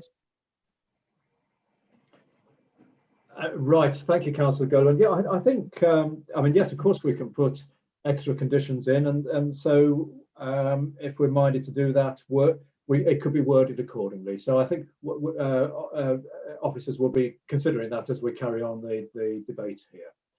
Councillor Thomas, please. Oh, thank you. I've got some questions, really. The first one is about the acoustic barrier that's been put in the plans. Is this intended to be a permanent feature? And has the impact of the barrier on the Greenbelt been considered? I haven't seen any kind of pictures or a specification for the barrier, but that's possibly an item of concern, especially if it's permanent in terms of the impact on the Greenbelt. The second question is about the traffic queuing on the road, really, particularly if there are taxis coming or going while other people are coming, sort of thing. And I was wondering if we'd talk to the applicant about a space within the site for cars to queue and pass each other. And the third thing is on the conditions. Are there any limits to the number of vehicles and the number of guests at the events? And would that be something that could be added? I am taking the point that everybody's saying that we're proposing something temporary here. And also that permitted events, 28 events are permitted anyway, but they would have to take the TPs up and down in order to do that. So I'm taking it in that context, really. But those were the three questions. Thank you. Okay, thank you, Councillor Thomas. Councillor Clark. Thank you, Chairman. Yeah, I have a couple of, I don't have any major objections to it, other than I do understand the concerns of the residents, and it's quite often the case. You know, the fear of the unknown, it does lead people to have these objections, and I understand their concerns, and I understand why they are making these objections. But I've got two particular questions, and they do relate to partly, or one of them relates to what's been said, the traffic. I have a further concern about the access gate, in that I am concerned that it is set only 1 car's length off the highway, and I just can't quite remember if it is sufficient width to accommodate cars going in both directions at once, for the reasons that I think Councillor Thomas mentioned about taxis might be coming in the opposite direction to most other traffic. But my main concern would be is queuing traffic on the public highway, waiting to turn in. If for reason there's any obstruction, then I would have preferred it if the gate was at least 3 cars length set off the public highway, in order that there is sufficient room for, if you like, most vehicles to escape off the highway, because if the gate is shut for any reason, then you have a queue there, then there could be a further queue, as we saw on that photograph. But I have to say, I did express in my own mind that concern before I saw those photographs. So with that being such a dangerous T-junction, and I know it very well, as the local ward member and the Cotgrove members have said, with having that blind summit immediately before the T-junction, it does create added danger to that T-junction. And I have to say, unfortunately. I know Mr. Pegram would say, well, it's a 40-mile-an-hour speed limit, and therefore you have to assume everybody's going at 40 miles an hour. But we live in the real world, and people drive along there faster than the 40-mile-an-hour speed limit. But I know Mr. Pegram will come back and correct me. The only other question I just did want to ask is, as regards the toilet conveniences, I'm assuming that they are the sort of the trailer type, which carry a sort of a set or a block of toilet conveniences. Are they going to be brought in and out each time there is an event, or will they remain on site for the duration of the season, and the company just comes in and cleans them and reservices them? So I'd just be interested to know that one. Thank you, Chairman. Okay, thank you, Councillor Clark. Right, shall we, Mrs. Dodd, could you pick up on some of these points? Councillor Thomas was asking about how the 1 year, sorry, I think it was Councillor Golan asked how the 1 year monitoring works, and referred to the questions about the timing and where the gate's opening. And Councillor Thomas also asked about the acoustic barrier. Would that be permanent, and will it have impact? And there's and also, like Councillor Clark referred to, the traffic queuing and possible condition on the number of cars and guests. So could you help us out with any of those, please? Thank you, Chairman. Yes, so in terms of monitoring, it is set out in the conditions. There would be monitoring of 3 live events at maximum capacity, and this would then need to be submitted to the Borough Council, and that is set out in, I'll tell you which condition in a moment. I've lost for the moment. It is set out in the condition 12, Chairman. Yes, yeah, how that will take place. So it does need to be sent in at that point, and then we have the additional check and balance of, once that 12-month permission expires, we can then assess that data, and obviously the applicant is free to provide any additional data should they wish to continue that off their own back. That's one option. In terms of manning or staffing the gate so that it is opened for events, there is a management plan condition. I'm sure we can add an extra sentence in there just to make that extra clear that we want that to be part of the management plan, if that would give councillors some comfort. Acoustic barrier, the specification has not yet been agreed. So the noise report sets out an acoustic barrier and sets out where it should be along the back or front of the teepees, but the closest to the road around those teepees. So specification would need to come in terms of appearance, height, and those issues. My experience of acoustic barriers on other sites is that they are permanent. They do tend to be permanent features. As I say, I haven't got a specification yet because it is permitted.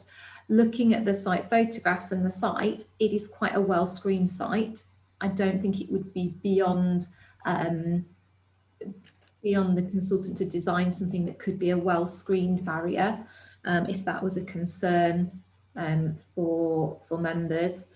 Quite often what we get on our residential developments is a wooden appearance fence, but it is obviously that extra acoustic properties within the fence. What were the other questions? Sorry. So the traffic, sort of space for taxis, or yes, further off the road, or so is it wide enough for 2 vehicles? Yeah, Councillor Clark mentioned the access gate being moved. I'm just going to look at Mr. Pegram now, whether that is something we could condition a moving of the access gate, or if we need to consider it on the basis of where it is at present. I'd appreciate Mr. Pegram's advice on that, if he can advise me further. Yes, Chairman, I'm happy to advise on that point. I think if it's in the event management plan that the gate has to be kept open during events, to some extent that negates the need to set it back. The other issue, Chairman, I would just remind, is we are recommending a temporary permission until next September. in that circumstance, you wouldn't normally put an applicant to what I call significant expense doing what might be permanent alterations. If it's deemed that the use is acceptable after the temporary permission, that could be revisited. But as I say, my feeling, the fundamental point is, if the gate's got to be kept open as part of the event management plan, it needs to be set back, arguably. Just on the point of the, if I can help out also with the acoustic screen, if I can just share my screen with you, hopefully you can now see that. I'm looking at the acoustic report. No, we haven't got it yet. We're just waiting. Oh, sorry, bear with me. Hang on, that's, now you should have it. It's doing, yes, we got it, yeah. So there's an acoustic report accompanies this application, which basically includes reference to the acoustic barrier. That acoustic barrier is specified as being 2 meters high, and would be proposed roughly, I'm indicating, because obviously it's not shown on this plan, but effectively in that area there, behind the teepees. I think it specifies it has to be of a specific density. I think the likelihood is it probably would have to be a permanent structure. That's something, obviously, when we get the details in, we will know better. But again, it's 2 meters high, Chairman. I think Mrs. Dodd has suggested, and I support the comments, that it could be designed to have minimal impact in terms of both construction, materials, colour, because if it was painted a drab green colour, clearly that's going to blend in. The other point I would make is the erection of a 2 meter high means of enclosure anywhere within this field or any other field could be done without planning permission in any event. So it's a relatively small stretch of acoustic barrier, which could be disguised and designed to blend in better. Thank you, Chairman. Thank you, Mr. Pegram. And also before, well, Councillor Clark wants to come back, but I was also just going to mention as well the question about the toilets. But Councillor Clark, are you coming back in on what you've just heard? Partly, but yes, it'd be interesting to know about the toilet trailers. But I did, before you went to the vote, Mr. Chairman, I just did want to have clarification and assurance in more detail exactly as to how this is going to be monitored. Are you going to rely on complaints, or are you going to actually physically, proactively monitor it yourself? Mr. Pegram. Chairman, there is a condition laid down by our environmental health officer that requires active monitoring for the next 3 events in the event that planning permission is granted. That information would be used to obviously advise any further application for continued use on this site, and also any mitigation measures that might have to be introduced to address any issues that might arise. The other aspect, Chairman, is clearly, yes, to a certain extent, we would, during that period of the temporary consent, collect any details of any complaints that might have arisen.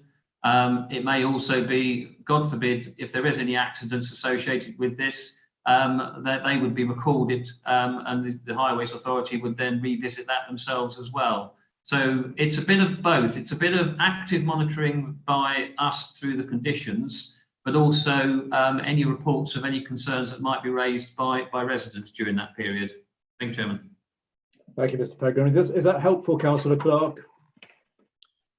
Yes, thank you. I would just like that confirmation as to whether the toilet trailers are going backwards and forwards constantly, or because that adds to the traffic problems, doesn't it? Mrs. Dodd, do we know about the toilets? Sorry, Councillor Clark, I've been looking through my report for this, and I'm sure I have read that they are brought onto and off-site for each event. However, I cannot find it in the report at present. There's a lot in this report. And I don't want to mislead committee by giving them incorrect information. There's all sorts of jokes I could offer, Chairman, but I will resist the temptation. Well, I was rather thinking the same, but it really wouldn't be convenient to do that. So just so perhaps while Mrs. Dodd's just looking through her notes there, I saw Councillor Thomas's hand go up again. So are you just wanting some clarification, Councillor Thomas? Yes, I was going to request if we go to a vote on this, addition of a condition for submission of details of the visual appearance of the acoustic barrier and for that to be approved by officers. Sorry. Oh, yes. And, Condition 9, Chairman. Yes. Condition 9, is it there already? Yeah. Chairman, Okay. Yes, it is there, Councillor. These details shall include the design of the barrier and details of when this will be erected and disassembled. I think it's specifically to consider the impact of the visual impact of it on the green belt, in the green belt, basically. I was wondering if perhaps that could be added. Chairman, that would be part of the consideration of the condition. It wouldn't be a need to put it into the condition. Yeah. If we are considering details of whether they are appropriate, your officers will consider those aspects. In terms of the portaloos, I think for the benefit of consideration, you should perhaps work on the worst case scenario that they are brought in for each event. However, Chairman, I've seen them running around on the back of transit vans. So we're not talking about particularly big lorries or anything. We're talking about flatbed transit vans that would be relatively small vehicles. I've seen those as well at various places too. Right. Oh, Councillor Major. Yeah, just on that one, there isn't anything about them being brought in and moved. I've just done a search in the document. It doesn't specify after every event. My assumption would be it would be far more hassle to be moving them in and out every single time than just to have them remaining static on site, particularly if they're the larger ones. Anyway, it doesn't specify anywhere specifically each event. Right. Okay, so are we as clear as we can be on the toilet side of things then?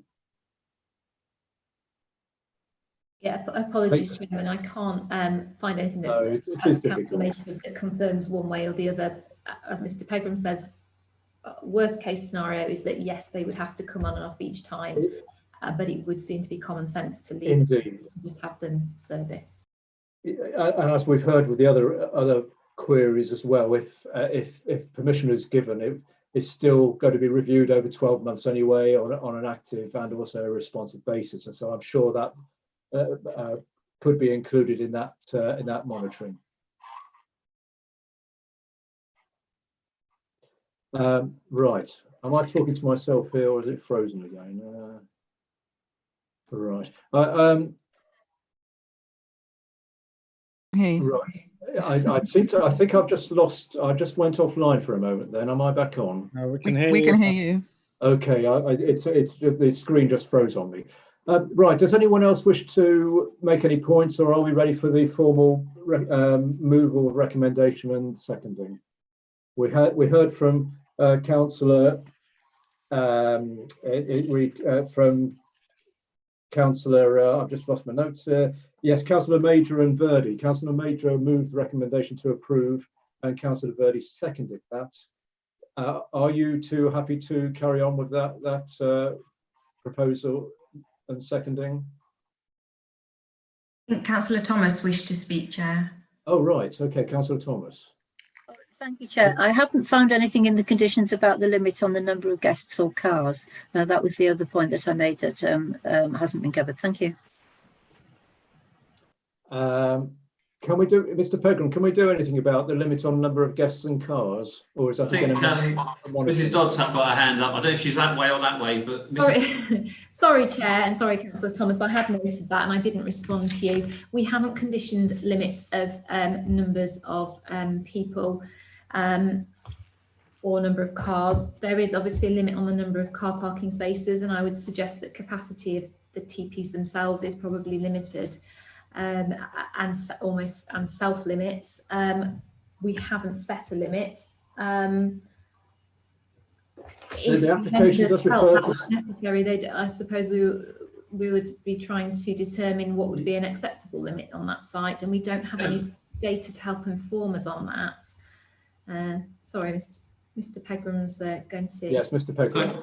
Mrs. Dodd, can you just confirm the condition? I think I've read it myself. Is it 80 guests?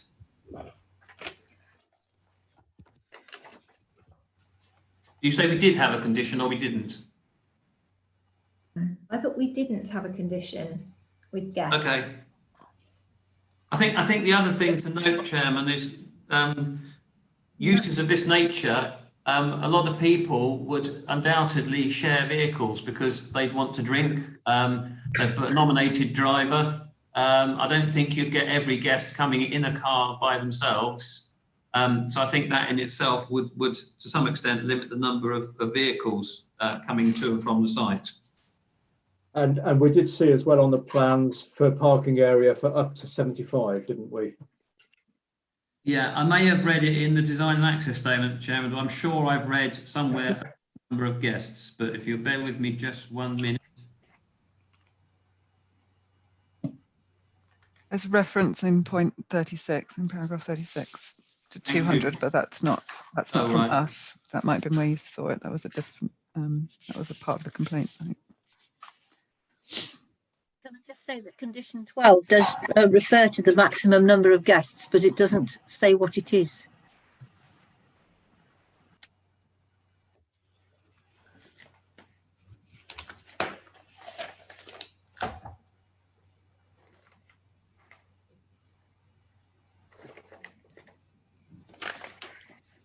Right. Yeah, I think. 12.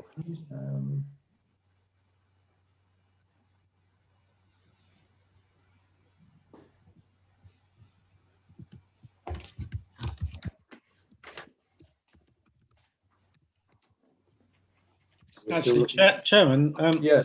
Having read that condition 12, first sentence, I'm not sure it makes sense. The grammar seems a bit odd. I have Noise. something. I think also. Noise monitoring shall be undertaken the first 3 months with events, music entertainment, and the maximum number of guests to verify that the noise levels of the.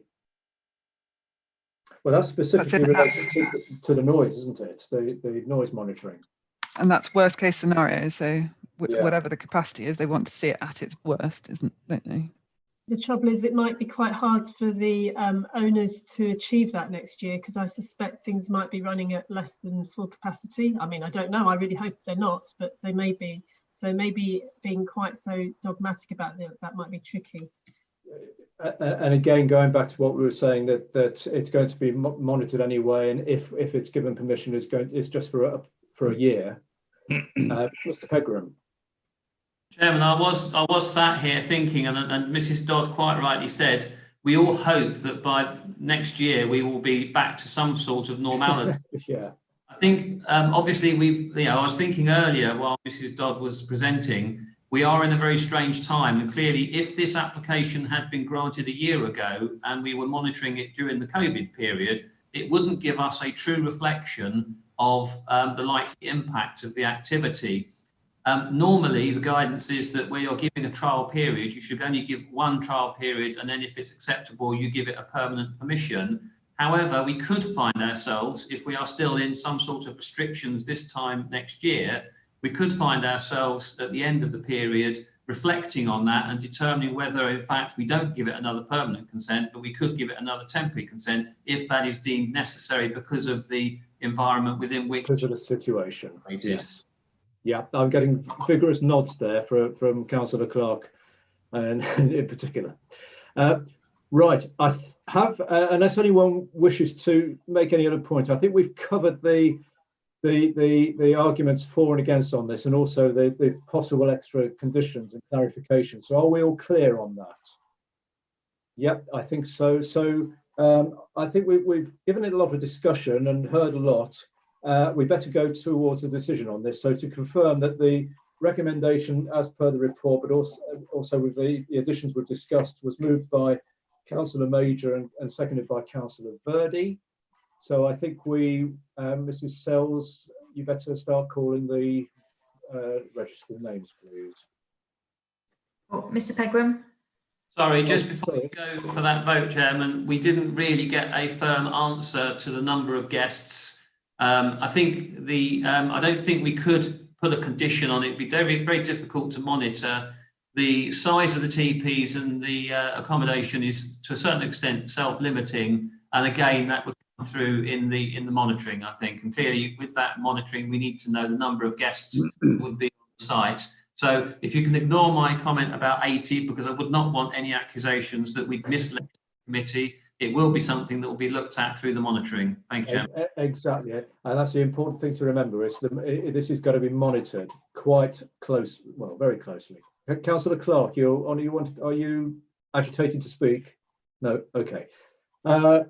Right, so colleagues, are we clear on that? It's difficult to put a condition on the number of people, but as part of the monitoring process, if it goes through, then we will gather experience as the year goes on. But obviously, as Mr. Pegram has pointed out, we may still be in a very strange place next year with the COVID, etc.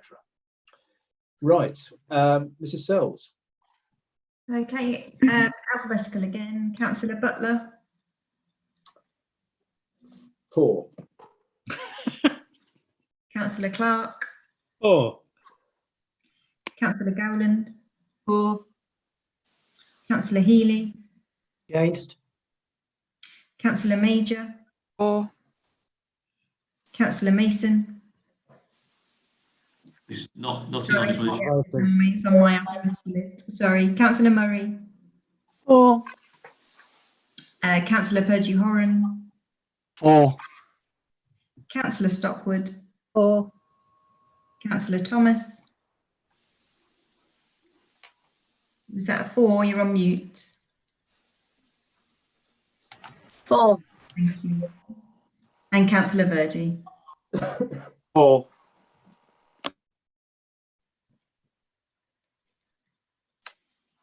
Nine for and 1 against. The motion. Right. Thank you. So that was a 9 for, 1 against, and of course 1 member down. That's a very important discussion we had there, and I'm very, as colleagues have said, very aware of the concerns that have been raised by residents. But I'm confident that although permission has been given, it is for 12 months, and it will be reviewed and monitored actively as well as reactively. So that's, I hope everybody is clear with that. Right, what time? We'll go on to our next application, I think, if everyone's all right with that at this stage. And which I'm just, if you see my desk here. Right, our next application is Barnston. This is garages south of 15 Orchard Close, Barnston. Demolition of existing garages and erection of 2 new 2-storey houses with associated parking. Creation of an area apart standing for use for 9 parking spaces. And Mr. Pegram, I think you're leading us on this, please. Thank you, Chairman. Yes, I hope by now you will just about see my screen.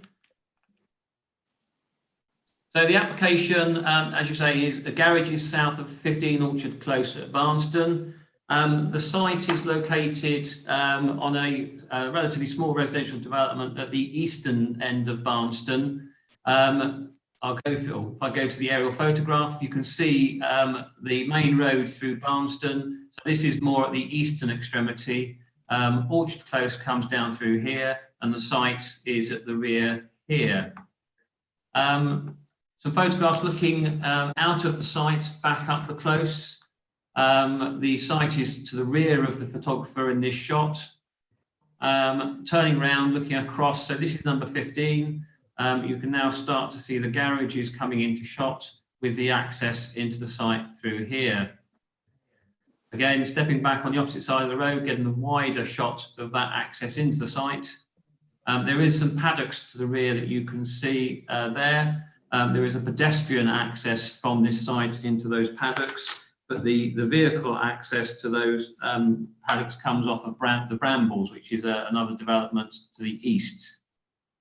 That's standing again on that same point, but turning, looking more southwesterly, with some of the houses forming part of the existing houses forming part of the close. Then standing, looking end on at the garages with number 15. Turning around again to look back out onto the close. And then standing in the back southwestern corner of the site, looking out across the car parking area towards the access with the garages over to the right here. That's moving further into the site, looking in a northwesterly direction towards the access. And then turning around, looking easterly along the back boundary with the garages on the opposite side of the site there. Again, just showing you details of the garages. And then looking in a generally westerly direction along the parking area and the garage forecourt, paddocks to the left here. And then that's looking southerly across the paddocks with the garages to the rear of the photographer in this shot. That's the access, the vehicle access, Chairman, I referred to, which serves the paddocks from the brambles, which is to the east of the application site. The application seeks full planning permission for a pair of semi-detached properties. These would be provided, Chairman, as affordable units. This is an application by the Housing Association themselves to provide additional units. It's an initiative that they adopt across the borough in developing garage forecourts and alike to provide additional affordable units. The scheme would include the formalisation of 11 parking spaces in that area there. The two houses here with their gardens to the rear, 2 parking spaces for each of those dwellings. And then one of the issues, Chairman, that you would no doubt have picked up from the report, or members would have picked up from the report, is the, sorry, can someone not hear me? Sorry, is the concern, Chairman, about displacement of vehicles onto Orchard Close and the effect that that could have on free flow of traffic. The applicants have submitted this revised plan, which includes 2 parking spaces for number 15 and 2 parking spaces for the property over here. If I can, without making anyone too dizzy, go back a bit. The layout of this development, Chairman, is it's a relatively short road down to the garages. I've sort of drove down here and looked at the frontages of these properties. Most of the properties up to this point do have parking on their frontages. There is a group of dwellings here which don't appear to have vehicle access. They've got pedestrian only access. So there's 10 properties around that area, and the intention is that the parking here, as proposed on the plan, would serve those 10 properties. I'll go back again to the plans. So that is the elevational details of the pair, Chairman. They're both 3-bedroom properties. That's effectively the front elevation, end onto the paddocks, and the rear facing in an easterly direction.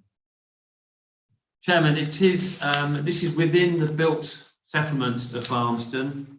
So the principle of residential development is considered to be acceptable in this instance. The applicants have sought to respond to some of the main concerns which relate to parking and displacement of parking onto the roads, and have come up with what we consider to be an appropriate solution to that issue. Because those properties are owned by the applicant and within the blue line, we can condition the provision of those parking spaces. And you will indeed see that one of the recommended conditions requires those spaces to be provided. That's condition 11. It would also, as I say, Chairman, provide affordable housing within the area, and your officers consider this scheme to be an appropriate proposal and have brought it to you with a recommendation to grant planning permission. Thank you, Chairman. Thank you, Mr. Pegram. And we have speakers on this item as well. We have 3 speakers.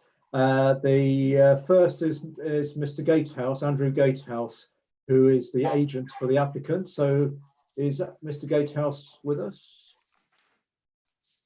And for all our speakers who are waiting this evening, thank you for your patience. It takes a while to get through agendas, I'm sure you understand. Oh, I can see you on the screen now. So you have up to 5 minutes to address the committee. As soon as you're ready, you can start talking to us.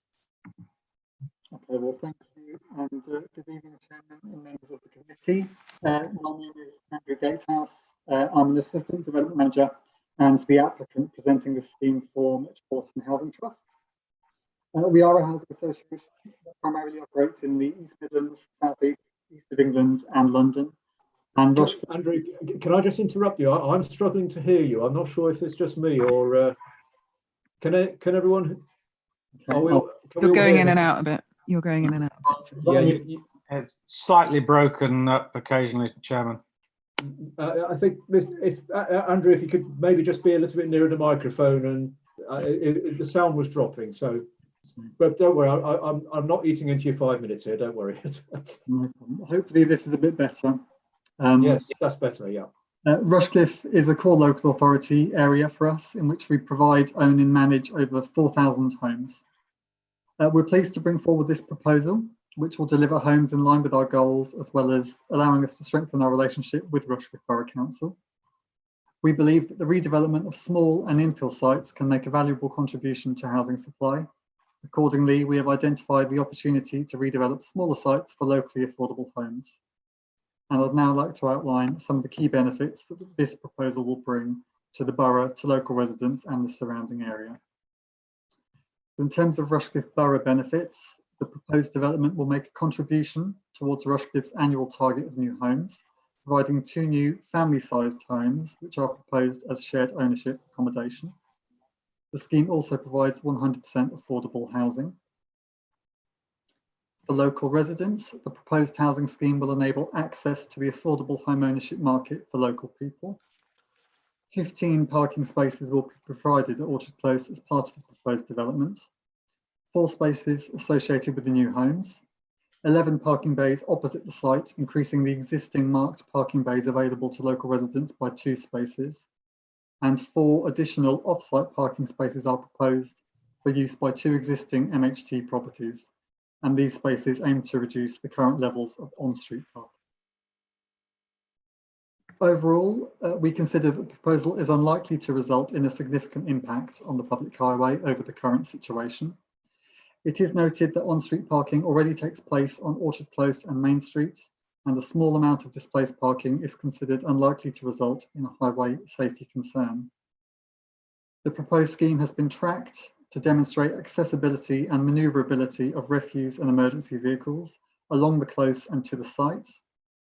The proposals would make the road layout at the end of Orchard Close more resilient in terms of access and servicing, by providing a larger turning head that is less likely to be blocked by on-street car parking. Also, an existing access point to the adjacent field has been retained. Surrounding area benefits, the site is not subject to any site-specific allocations or designations.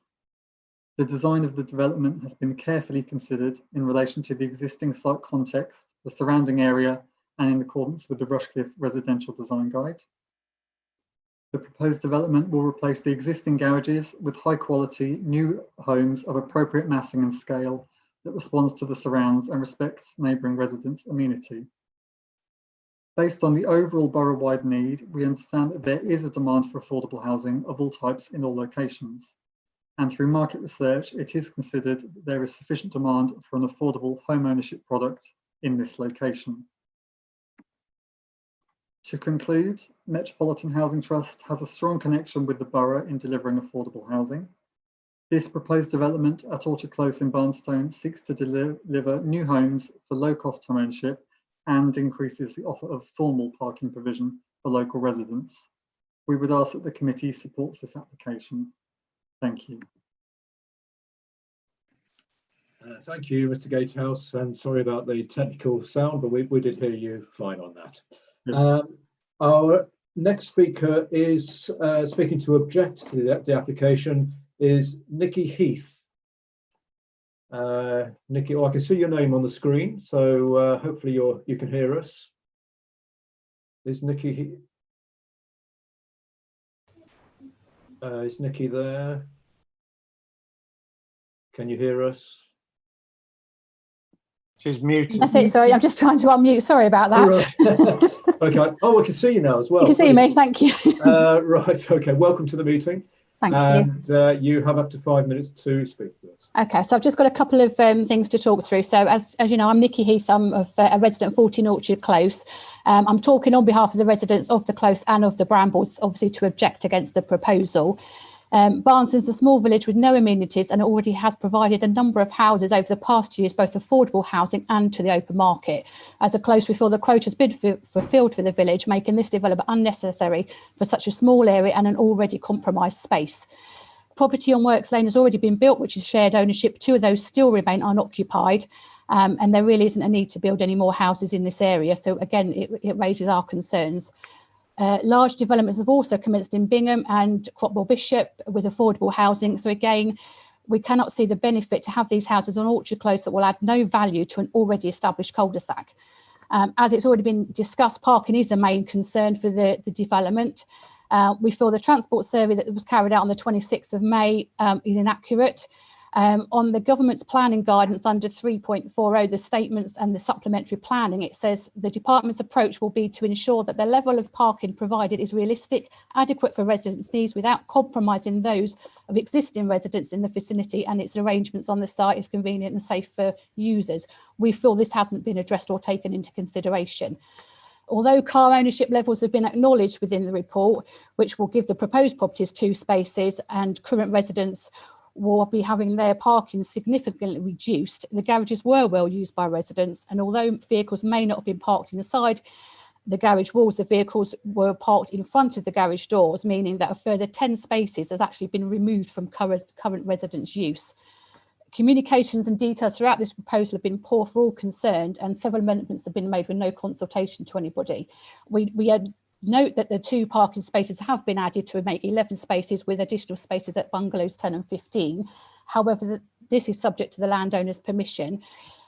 We note that there's 10 other houses that have no access to parking other than those that have already been provided. The surveys are making assumptions on how many vehicles dwellings have, but nobody's actually asked the close what their provision is needed. So there's 10 remaining houses that have at least 16 cars, and you're planning to give us 11. This does not come into account that visitors and carers also vacate the site as well. We have registered disabled householders that there's no provision at the time now, and there'll be nothing in the future. So if we are having to park on Main Road, they're going to find it difficult to walk back to the houses. We note that highways have no concern to the parking on the Main Road, however we do. The Main Road is quite a busy road.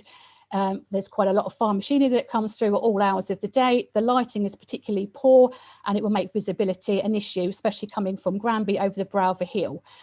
We've had car issues in the past with break-ins, and then obviously putting our vehicles on a main road is going to make that vulnerable and more accessible for these types of crime. Planning permission was sought by another household on Orchard Close, and no objections were received. It was turned down due to blocking of views and overlooking of neighbours, objections of which we have raised both on the Close and by the Brambles. So if you can deny planning for a property that's already here that would have caused no objections to anybody, then we feel as a Close that you don't see how you can actually allow planning for this to go ahead for a development that will cause many problems for residents and the local village. We've also concerns, obviously, with the access to the Horsefield. Obviously, as Andrew has acknowledged, that both myself and my neighbour have access over a period of time for a pedestrian access. Vehicular access down the Brambles is not permitted. It's a public footpath and a byway for the Brambles, not for general consumption. So we feel that that hasn't been taken into consideration. Parking in that particular area is not for us to be doing. As a Close, we've got great concern if this goes ahead with the level of noise, dust and disruption this development will cause to the horses, to the livestock and the other environmentally. Little consideration has been given to the wildlife in this particular area. The bat survey that was carried out at the time was done at the wrong time of year, and we feel the information is inaccurate.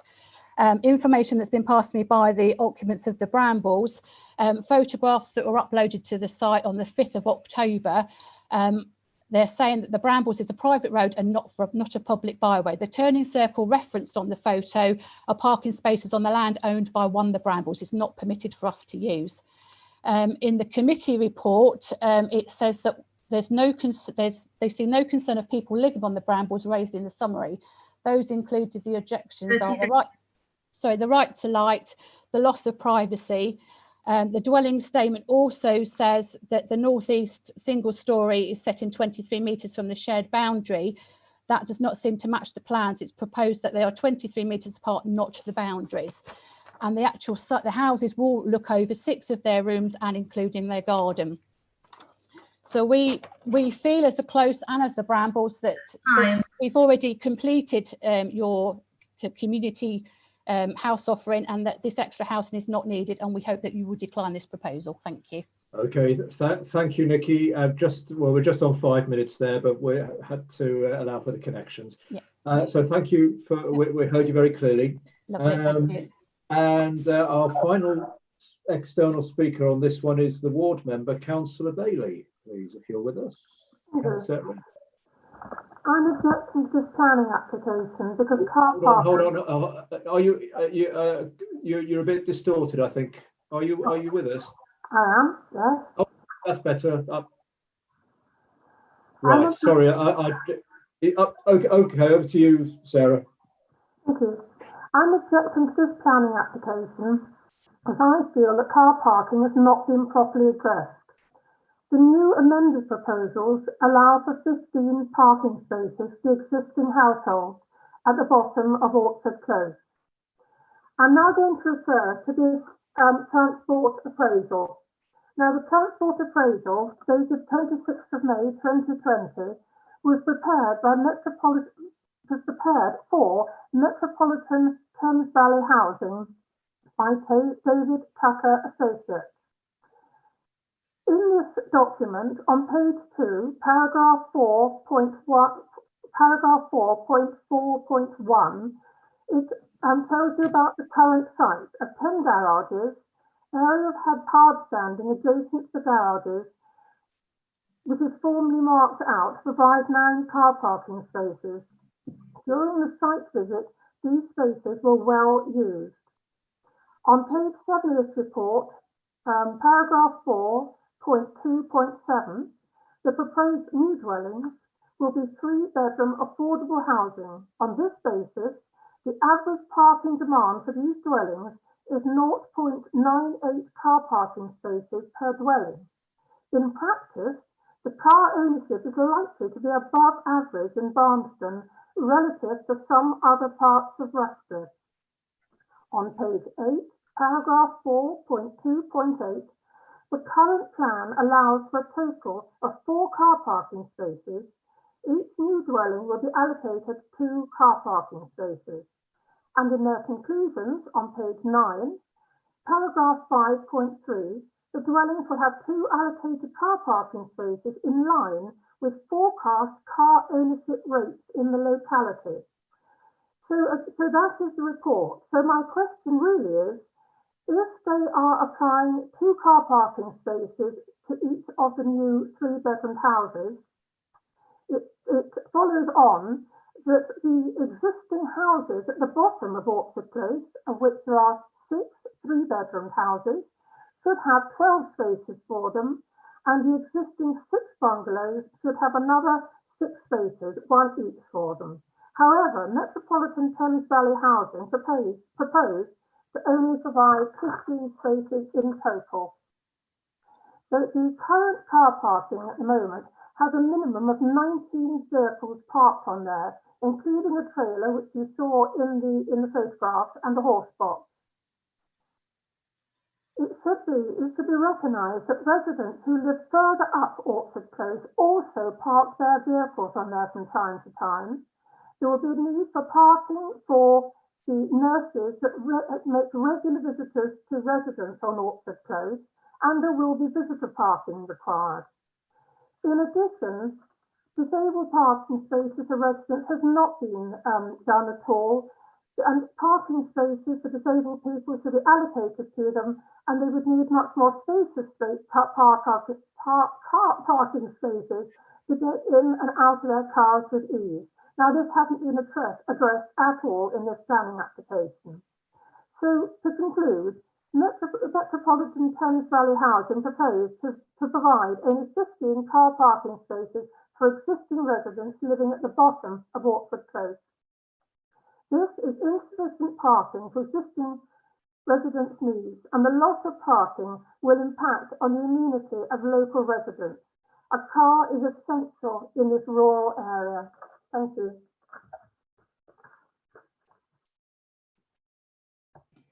Thank you, Councillor Bailey.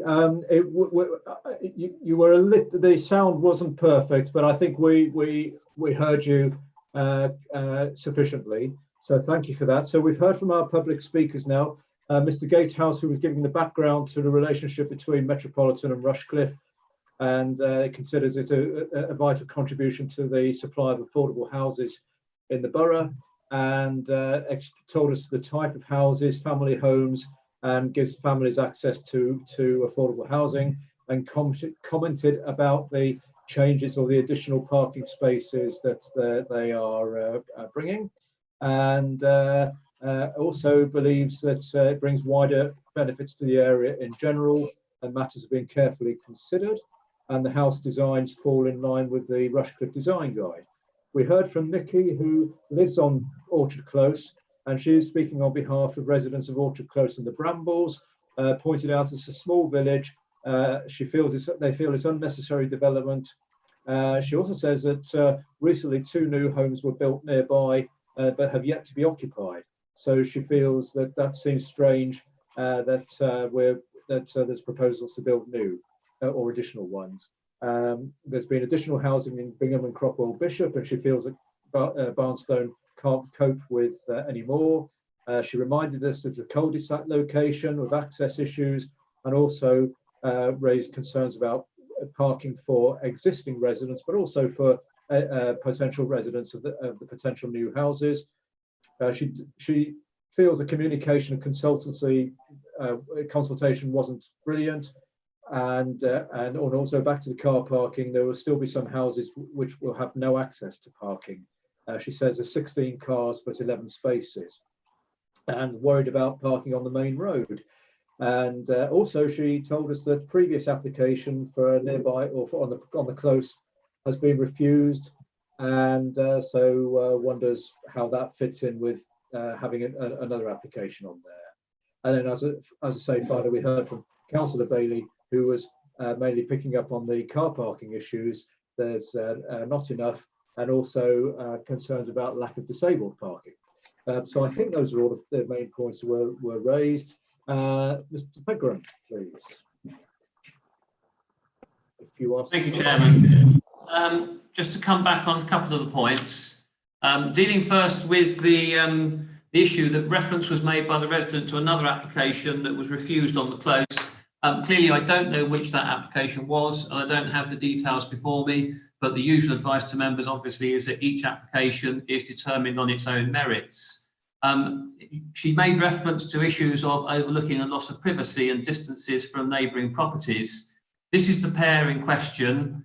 The closest neighbouring property to the rear is this one. The separation distance is stated as 23.45 metres from elevation to elevation. We would normally, Chairman, based on the guidance in our Rushcliffe Residential Design Guide, seek a distance of around 20 metres. Depending on the circumstances, obviously. That distance is considered, in my opinion, to be acceptable to avoid unacceptable overlooking and loss of privacy. There's no windows in the gable end there to impact on this property, and again, the distance from here to these closest gardens is of sufficient distance to avoid unacceptable overlooking and loss of privacy. She also made reference to the additional parking spaces that are to be provided that the applicant has proposed, stating that these would need the permission of the landowner before they could be provided. Chairman, my understanding is that those properties are owned by the Housing Association, and therefore the applicant is the owner of those properties and has the ability to provide those spaces. Chairman, I think I picked up one of the main thrusts of all the speakers, or the second and third speaker, was the issue about parking. Chairman, to reassure you, this issue has been scrutinised extremely significantly and in detail. There's been toing and froing between the Borough Council and the applicant and the Highway Authority. I think Councillor Bailey made reference to the transport assessment that was submitted with the application. We have received additional information since that document was produced, and in particular with regard to one of the issues the Highway Authority were keen to understand was the car ownership of Barnstone itself. I think the figures quoted in the document, the original document, were for a borough-wide car ownership level. As a result of the toing and froing from that information, Chairman, the Highway Authority have now raised no objection to this proposal and have recommended conditions. Some reference was made to some non-planning issues. I think noise and disruption during construction, and also rights to light, which members will be aware are not material planning considerations. There's also concern that the ecology report was not sufficient. Chairman, if I can just find it in my report, but if I draw your attention to the comments at paragraph 16 on page 51, those are the comments of the Council's Environmental Sustainability Officer, who has scrutinised that report and has raised no objection. Thank you, Chairman. Thank you, Mr. Pegram. Right, colleagues, we need to open up for discussion and decision. Would anyone like to start on this, please? Any questions or comments, Councillor Clark? Well, I was obviously parking is a major factor in this application, and I noticed some paragraph 53 talks about the Metropolitan Housing would provide alternative garage facilities elsewhere to compensate for the loss of garage space. So I don't know, are those alternative garage spaces within reasonable distance still to provide garaging for local houses, or are they just basically for anybody or all comers at some other site? As far as I can see, the parking is I've been down that road a few times to have a look at it over the last few weeks, and clearly, you know, there are loads of cars always parked there, and it is quite something of a parking lot all the time. So clearly there are those justified concerns, and I think we need to just be sure of ourselves that we're not increasing the problem. It appears from the information that we've been given that it isn't increasing the problem, but I would just appreciate that clarification regarding the alternative garage facilities, that we are not actually going to be exacerbating the parking problem. Thank you, Chairman. Thank you, Councillor Clark. In fact, that was a question going through my mind as well, just a bit of clarification on where is the alternative parking. So perhaps while Mr. Pegram thinks about that, I had another speaker indicated, and I've just lost who it was. It's Councillor Mason. Sorry, Debbie. The screen's just jumped around again. But so there we are. Councillor Mason. Thank you. I did put electronically a raised hand, so just in case you didn't see me. Oh, I didn't know. I'm afraid we're a bit dinosaur here. We use our physical hands.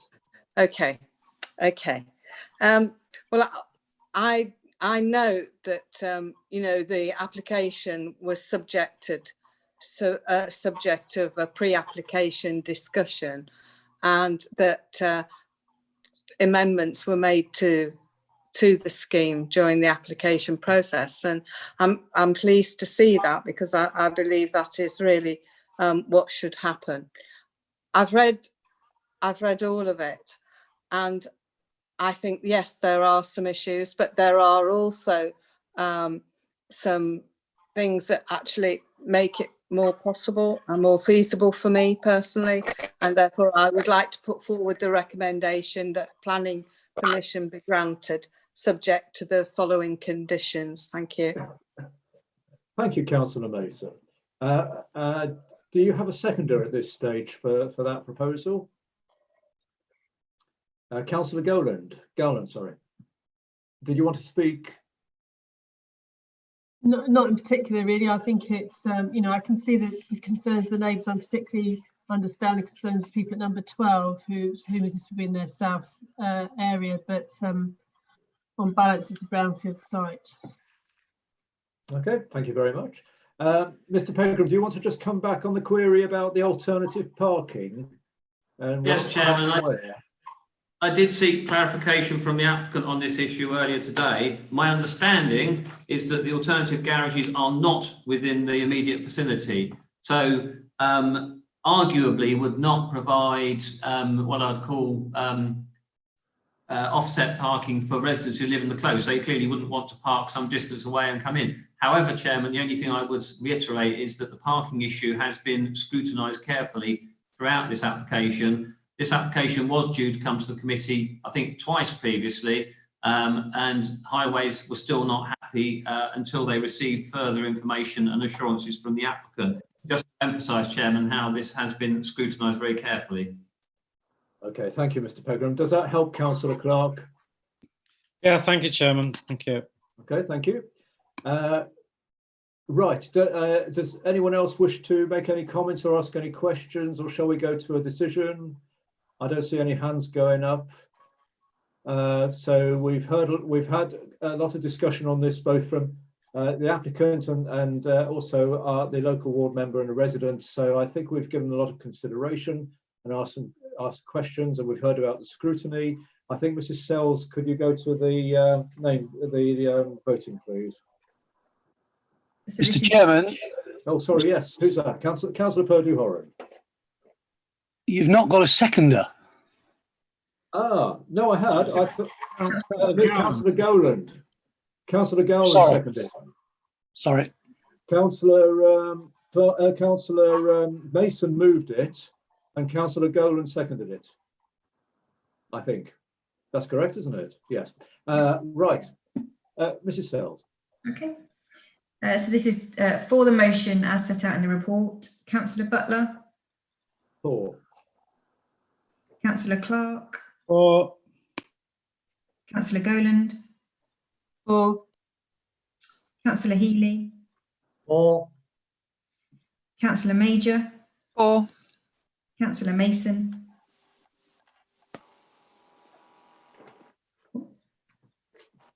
For. Thank you. Councillor Murray. For.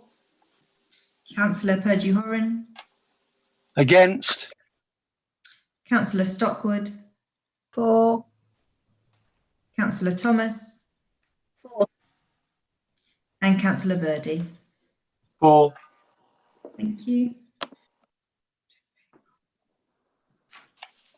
10 for and 1 against. The motion carries.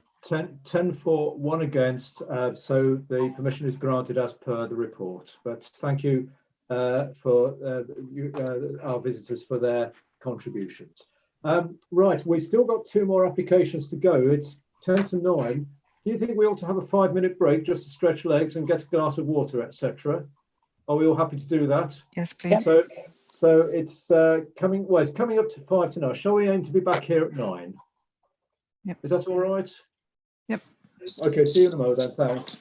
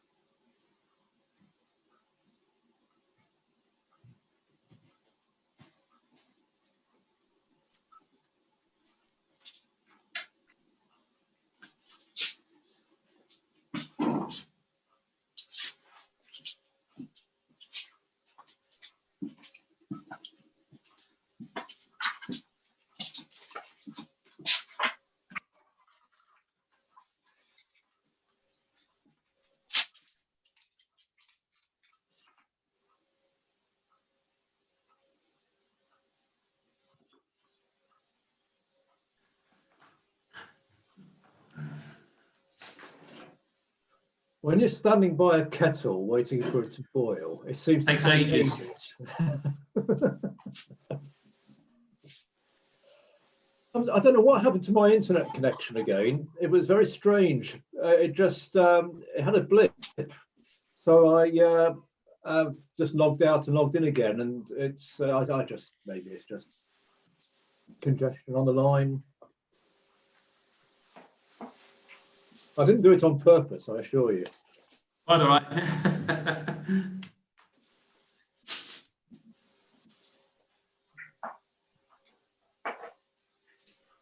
We've just turned all the lights back on at the arena. They'd all gone out. We were sitting in darkness apart from our meeting room. And we've just made them all come back on again. So it's a little bit less eerie now. I trust that security know you're there, don't they? And hope so, Mr. Pegram. Yes, they do. Yeah, yeah, and they know not to lock us in as well. Yes, exactly. I mean, if we hear the burglar alarms going off later on, we'll know what. You're setting them off when we leave. Yeah. I did just have to let Mrs. Dodd back in. Yeah, my badge outside. We could have a major incident on our hands then. Yeah.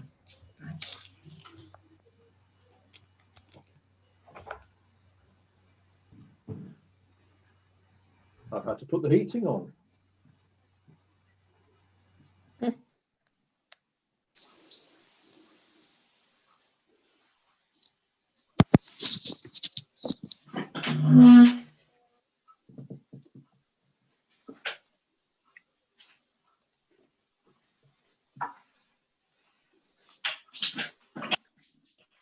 Apologies, Mr. Chairman. It's okay, we're only just coming back. I was just saying to Mr. Pegger and others that when you're standing by a kettle waiting for it to boil, it seems to take a long time. Anyway, there's a big spider in the kitchen. Well, I hope he puts it in a jam jar and lets it outside.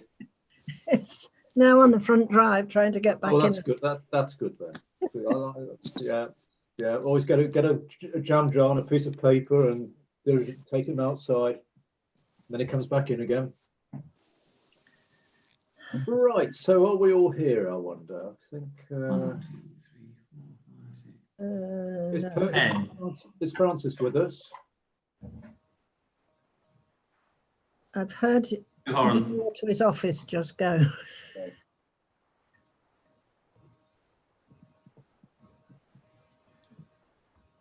So, Francis, if you can hear us, let us know you're here. Councillor Purdue-Horan, are you with us?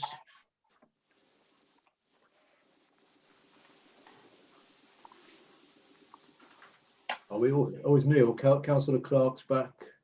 Just back, Mr. Chairman. Right. So I think we're all here. Yeah. Okay. So thank you for that. So we have two more applications to consider this evening, bearing in mind the cut-off point of 10 o'clock.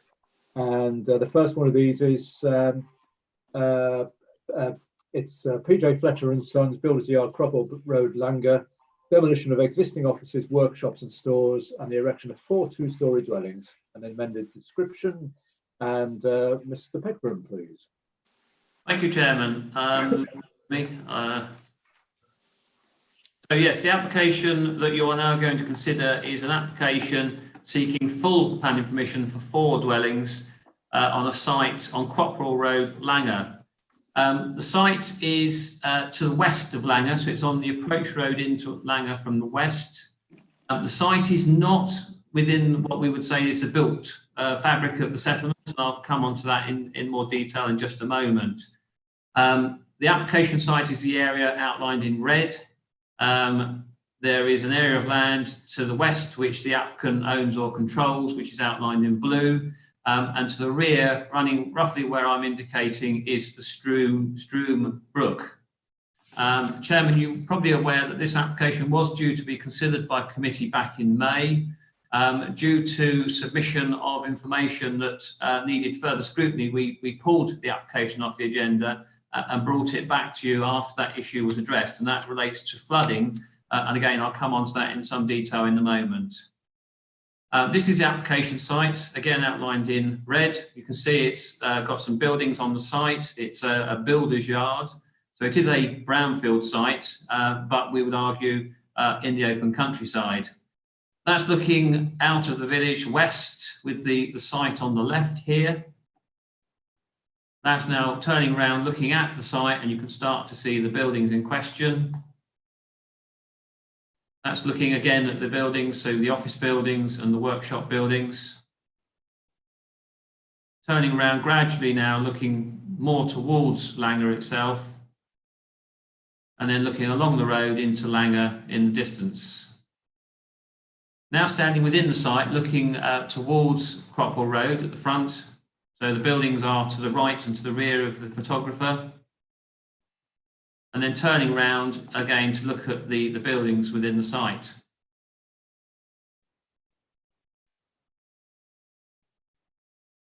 That's obviously the western elevation of one of the buildings and the other one in the shot here. And then that's on the other side, that's facing towards Langer, so that's the eastern elevation. That's towards the rear of the site. And then beyond the brook is the open fields to the rear. Again, just various shots from around the site. This is stood on the western side of the buildings, again, looking back at the buildings. And then looking across the site in a generally westerly direction. That one is looking again towards the front of the site, I think. So, Chairman, that is the site you've already seen outlined in red. I'll come on to flooding in more detail in just a moment. This is the proposed layout of the 4 dwellings in question. So 2 towards the front and 2 to the rear. Driveway and parking, obviously, for each dwelling provided within plot. And then the buildings are of a sort of a rural character, arguably, so would provide a sort of a contribution to the character of the area. And effectively, they're handed the different versions, but there's two of each on the site. That's the garage details. Now, Chairman, before I move on to the issue of flooding, just to deal with the principal issue on this site, in terms of the principle of development, the site is within the countryside, as I say.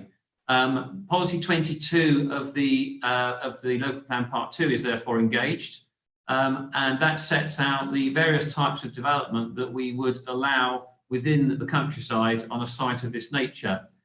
As I say, the site is a brownfield site. Nevertheless, total replacement of the existing buildings is not one of the types of development in Policy 22 that we would allow. Clearly, one of the types of development that would be allowable is the conversion and reuse of the existing buildings. It's felt, Chairman, that those buildings are of relatively poor quality, not of any architectural merit, but nevertheless, there is a potential fallback position. And as you'll see set out in the early paragraphs of the report, we've considered the issue of principle, and our view is that this would provide a much better scheme, make a much better contribution to the area. So if you like, it's weighing that balance against conversion of the existing buildings and what could result against a proper design scheme with buildings which are of an appropriate design, appearance and scale. That deals with the principal issue, Chairman. I will now come on to one of the fundamental issues, and that was of flooding. Now, these photographs were sent to us by a resident just before the May committee. And clearly, seeing these photographs, we felt that this issue required further investigation. The original application was accompanied by a flood risk assessment. Because of the scale of the development, we wouldn't consult Lead Local Flood Authority and the Environment Agency. However, Chairman, because of these photos and the issues that were raised, we did consult the Lead Local Flood Authority and the Environment Agency. This is on the approach road into the village, and then that is the frontage of the site. Now, just to go into a bit of technical detail in terms of flood risk and what the issues are, this plan shows the extent of the flood zone 2 and flood zone 3. So as you can see, the lighter colour is flood zone 2. This is flood zone 3. And if I go back to, oh no, that's the plan actually I need. If we look at this plan, Chairman, you will see that that's flood zone 2 running through there. All of the built development, the houses, are within flood zone 1, which is the area at least risk of flooding. That is the flood zones which are from fluvial flooding. So fluvial flooding is from sea and rivers. We also have to consider surface water flooding. Now, clearly, you've seen the photographs. That was an event earlier this year. This is the surface water flooding maps from the Environment Agency, which are based on evidence of flooding. They don't seem to reflect that particular event. Maybe that was a one-off, but you can see that the majority of the site is still outside of the area which suffers from regular surface water flooding. Chairman, just to remind members, in terms of the consideration of flooding and flood risk, the two issues that we are fundamentally required to consider are, will the development itself be at risk from flooding?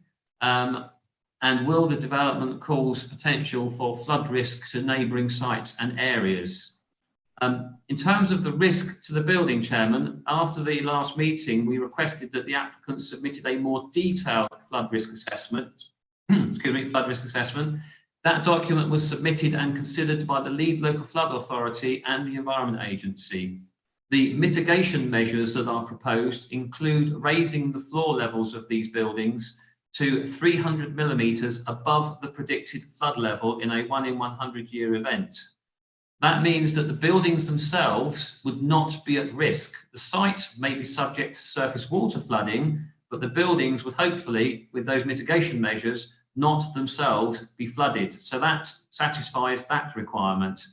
Clearly, Chairman, the Environment Agency have considered whether the proposal would cause flooding to adjacent sites, and they have resolved to not object to the application. So we have now, although this is a development of relatively minor scale, we have now got comments from the Environment Agency and the lead local flood authority, both of whom do not object, notwithstanding what is shown in the pictures. As I say, the two critical tests for flood risk have been satisfied. So, Chairman, I would suggest to you that the main considerations in this instance are clearly principle of the development, which, as I say, it does to a certain extent jar with policy 22, but we believe that a better scheme could be brought forward than perhaps forcing the hand of the applicant to convert the existing buildings. Flood risk is clearly a significant issue. As I say, that has been considered by the technical consultees. They have raised no objection. There is no objection from the Highway Authority, and the design of the buildings is considered to be appropriate for this rural settlement. Therefore, Chairman, the application is before you with a recommendation to grant permission. Chairman, one other point in terms of the flooding I will mention, because I'm sure it's something the applicant's agent may mention. We have done some enforcement investigations on some earthworks which took place in the area outside of the applicant's site. So it wasn't their doing, but I think there is a suggestion that those earthworks were partly responsible for diverting floodwater out onto the road. Those earthworks at one point have been largely removed, and the Environment Agency is happy with what remains on site. There is some other investigations with some other earthworks which are somewhere in this area, but our enforcement officers are still seeking to establish exactly where those works have taken place. As I say, Chairman, notwithstanding the photographs, which are quite shocking, I appreciate, remind you that technical consultees do not object on flood risk grounds. Thank you. Thank you, Mr. Pegram. And we have two speakers on this item. The first speaker is Mr. Bacon, Nick Bacon, who is the agent for the applicant. So Mr. Bacon is here. I can see your name on the screen. Are you with us? Right. I think I'm with you. Can you hear me? Yes, we can see you as well. So if you've been sitting here all evening, thank you for your patience. And a lot of items on tonight's agenda, but you have up to 5 minutes to talk to the committee about the application. So thank you very much. I'm ready. Good evening. My name is Nick Bacon, and I am the agent acting on behalf of the applicants. I thank Mr. Pegram for the report, which is a fair and proper summary of the application. I will not reiterate what has just been said, but wish to draw the committee's attention to a few pertinent matters. It is, I think, accepted by all that the current buildings on the site are well past their sell-by date and represent an unsightly entrance to the conservation area. Options have been explored with our commercial agent for refurbishment or replacement, but neither is financially viable. In the case of replacement, any new buildings would have to be larger and higher to meet occupier requirements, and this would also lead to visually unacceptable buildings in the conservation area.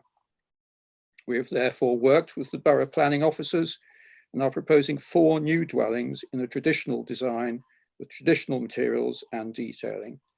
We think that these new houses will enhance the appearance of the site and of the conservation area, and certainly compared to the existing buildings on the site.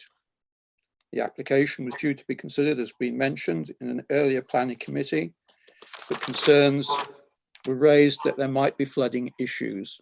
Our flood consultant submitted a report demonstrating that any water seen on the site was surface water runoff and is not floodplain water. The application proposes that all floor levels will be a minimum of 300 millimetres above the predicted 1 in 100 year water levels.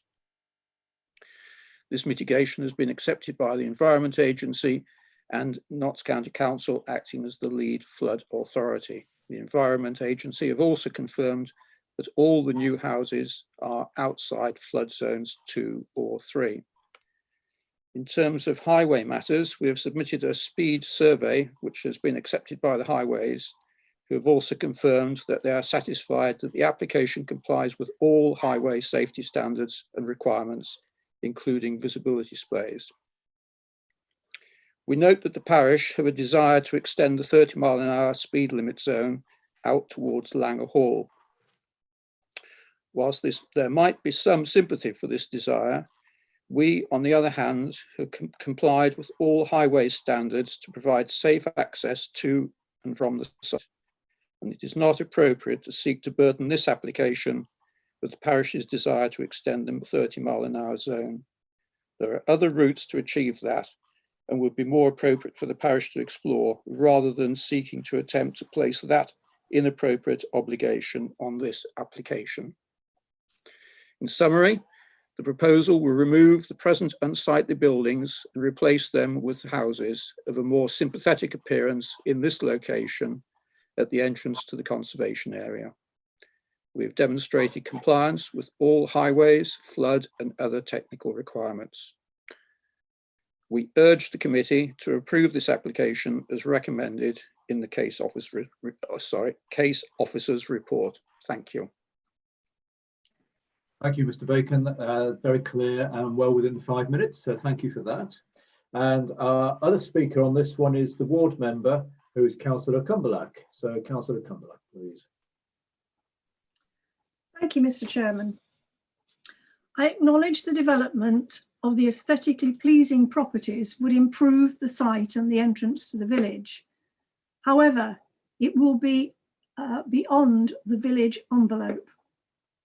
I note the Highways' response to concerns with regard to this application. However, I still maintain this could be an accident waiting to happen. These houses are family houses, and to expect residents and children to cross a road where traffic is travelling at 60 miles an hour and sometimes more is irresponsible. As this is the entrance to the village, traffic calming measures in a residential area should be implemented, or the 30-mile-an-hour speed restriction zone extended, particularly given the new site development. I ask members to consider this point.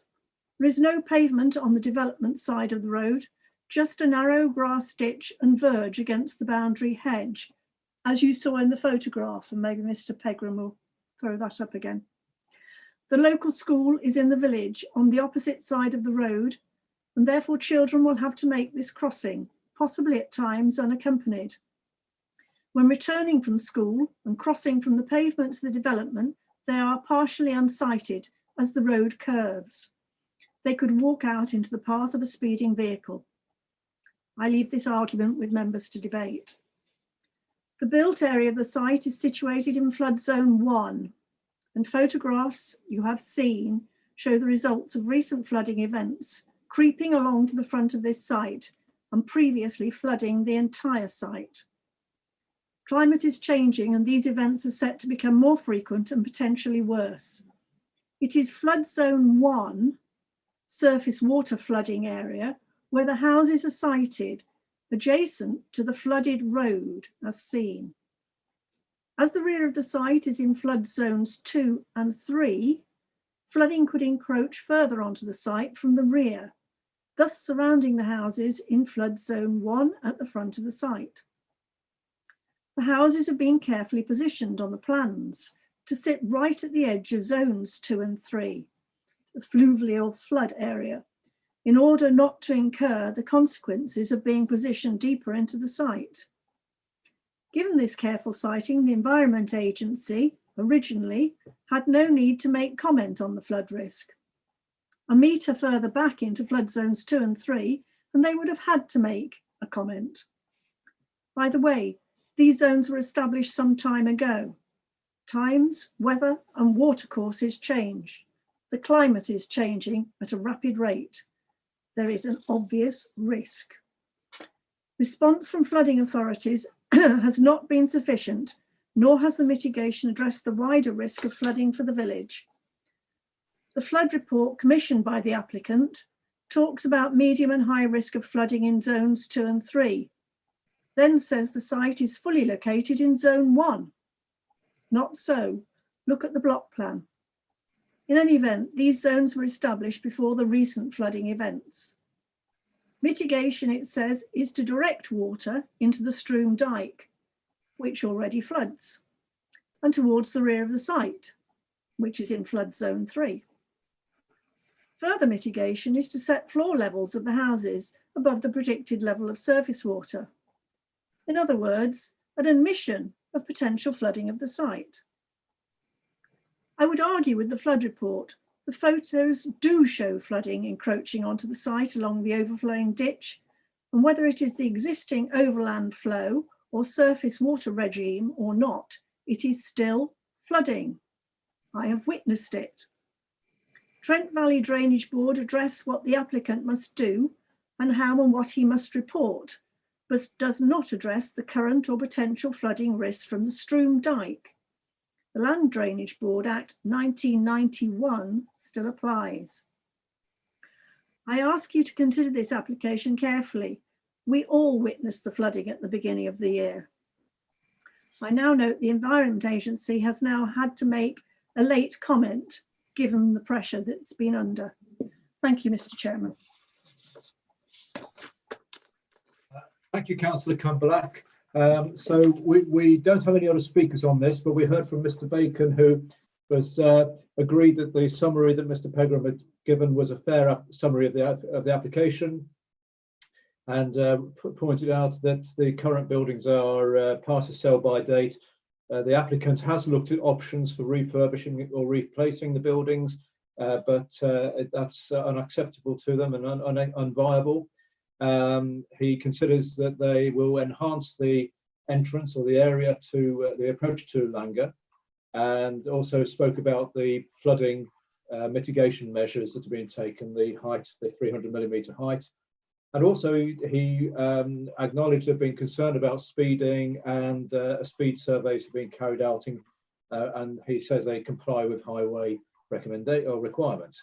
Councillor Cumberlack agrees that the proposals would be an improvement or an improved appearance to the outskirts of Langer coming in, but she points out that they are beyond the village envelope, and is particularly worried about the road safety, speeding, and the potential of people of all ages, children and grown-ups, coming to harm crossing the road, and also go back to the flooding. Is just pointed out that flooding, whether it's surface water or not, into her mind is still flooding and is still a concern, and she doesn't necessarily agree with the comments of the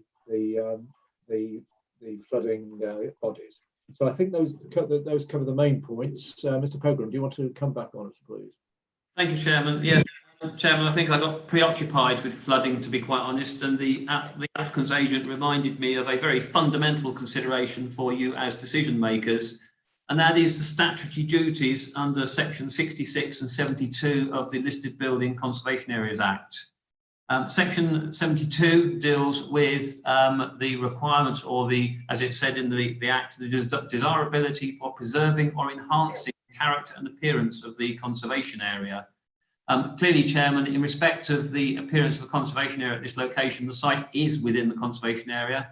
The existing buildings, I will leave you to form your own opinion as to what contribution or otherwise they make to the character and appearance of the area.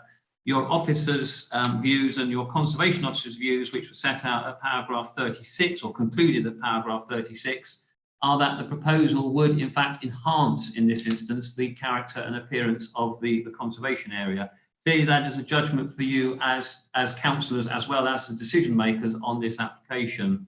In terms of section 72, again, you've got the conclusions at paragraph 37, but it's not considered that the development would adversely affect the setting of any nearby listed buildings.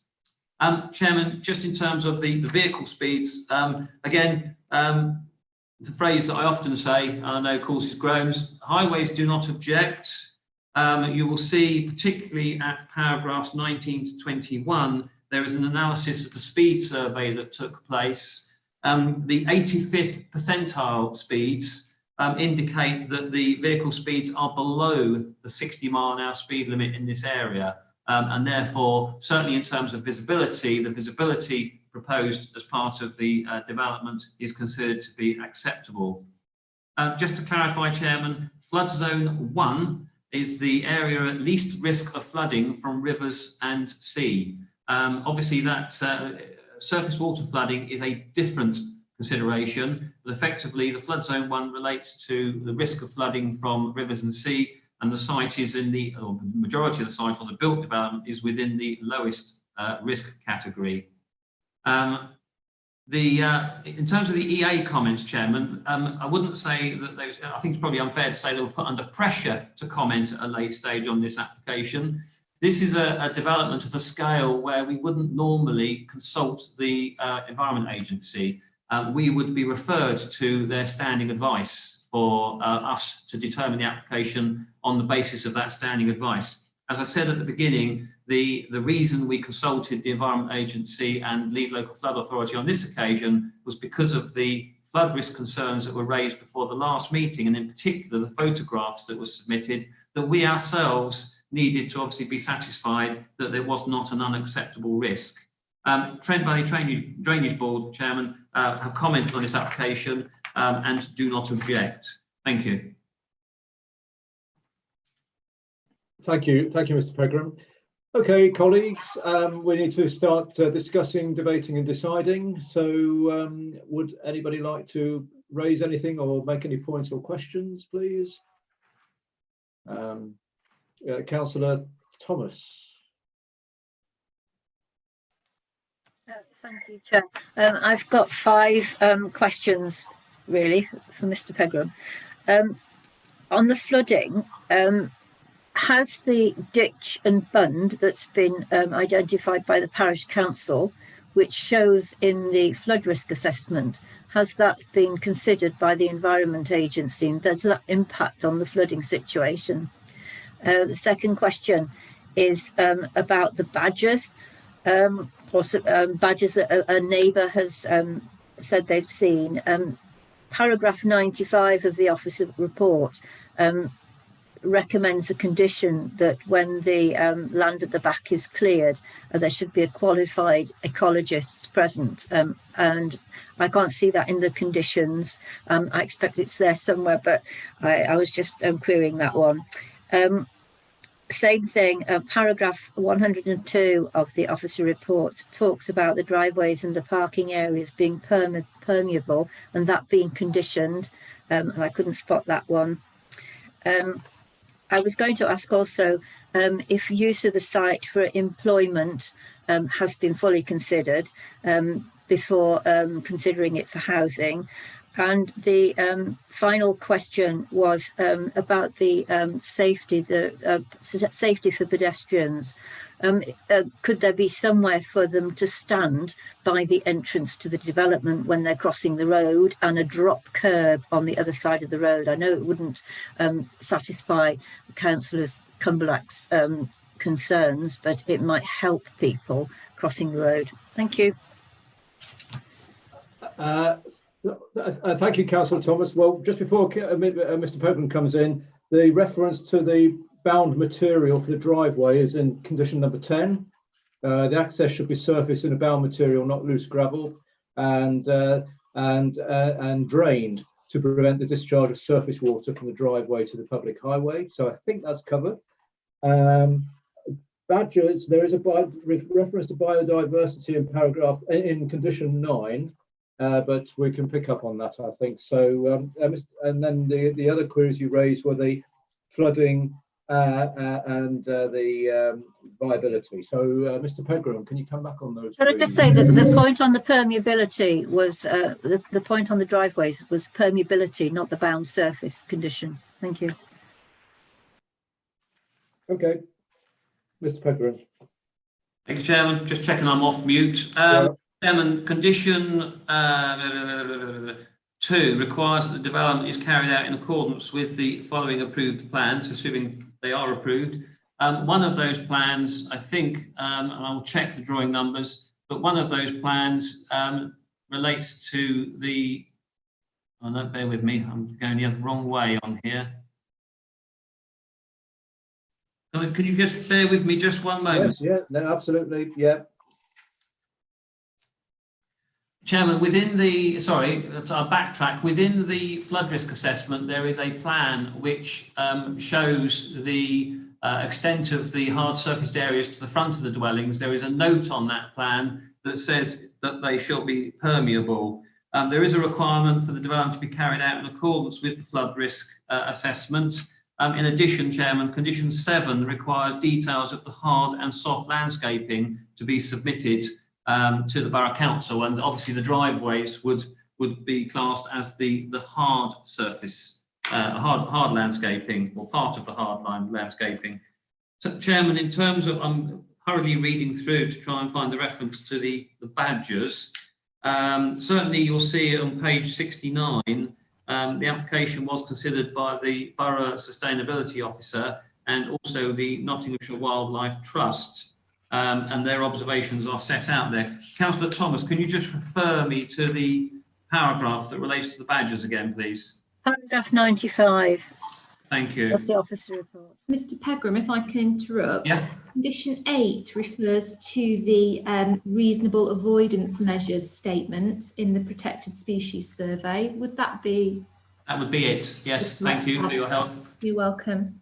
Chairman, the use for employment. I think, yes, we have considered whether or not this site, it is in an employment use, it's a builder's yard, but as you heard from the applicants, the buildings that would satisfy modern day employment purposes may be larger. However, Chairman, clearly we are satisfied that there is no unacceptable loss of employment land in this instance. And obviously the proposal, as I say, they could seek to convert those buildings, but this is now a replacement. In terms of the safety of pedestrians, Chairman, there is, if I can maybe share my screen again, bear with me.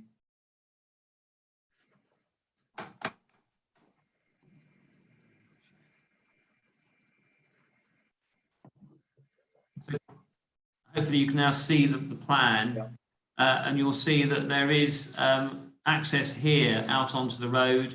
The lines that you see there represent the visibility displays, so clearly they can't put anything in those visibility displays that may obstruct the visibility from the access.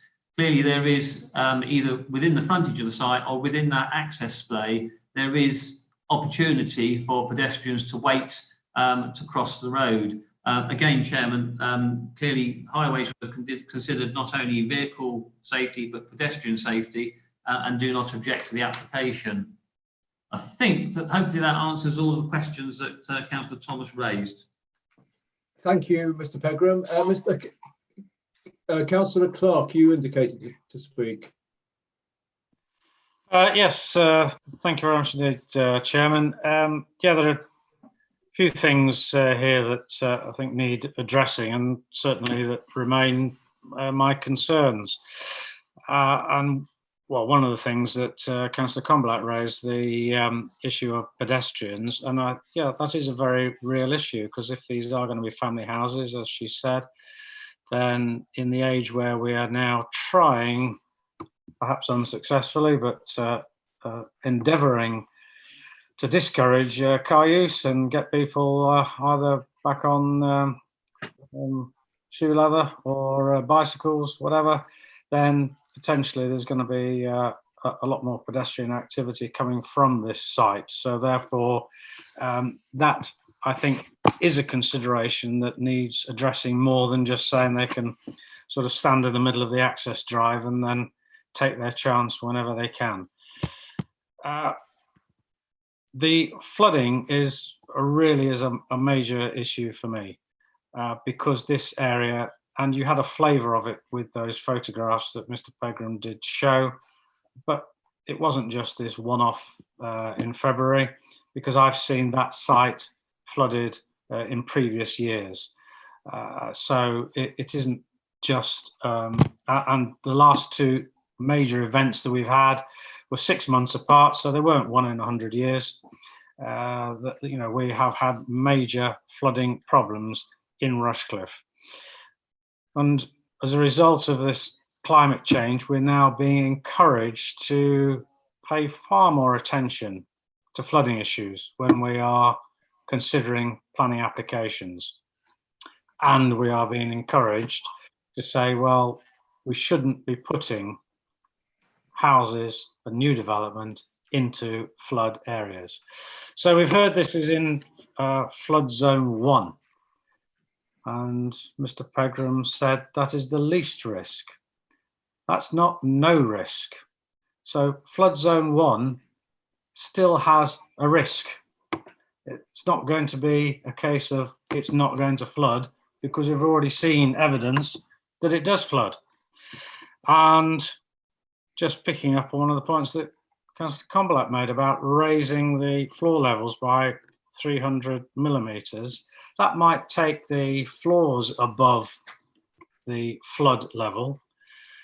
But not only is that an admission that the site floods, but also what that's doing is by raising the dwellings, you're actually pushing more floodwater somewhere else into neighbouring land. So therefore you are actually exacerbating that flood problem, because I've seen the ditch next to the road floods over, the stream dike can't take the amount of water that it is supposed to be able to take in flood times, and therefore that is a major problem. And to say that just because it's in flood risk, flood zone 1, doesn't address the consequences of when those 1 in 100 year events happen every 6 months. Councillor Thomas raised a very good point about permeability, and if the committee was minded to approve this, I would certainly hope that a condition to actually make those surfaces permeable. They might be bound, but they can still be permeable to let the water through.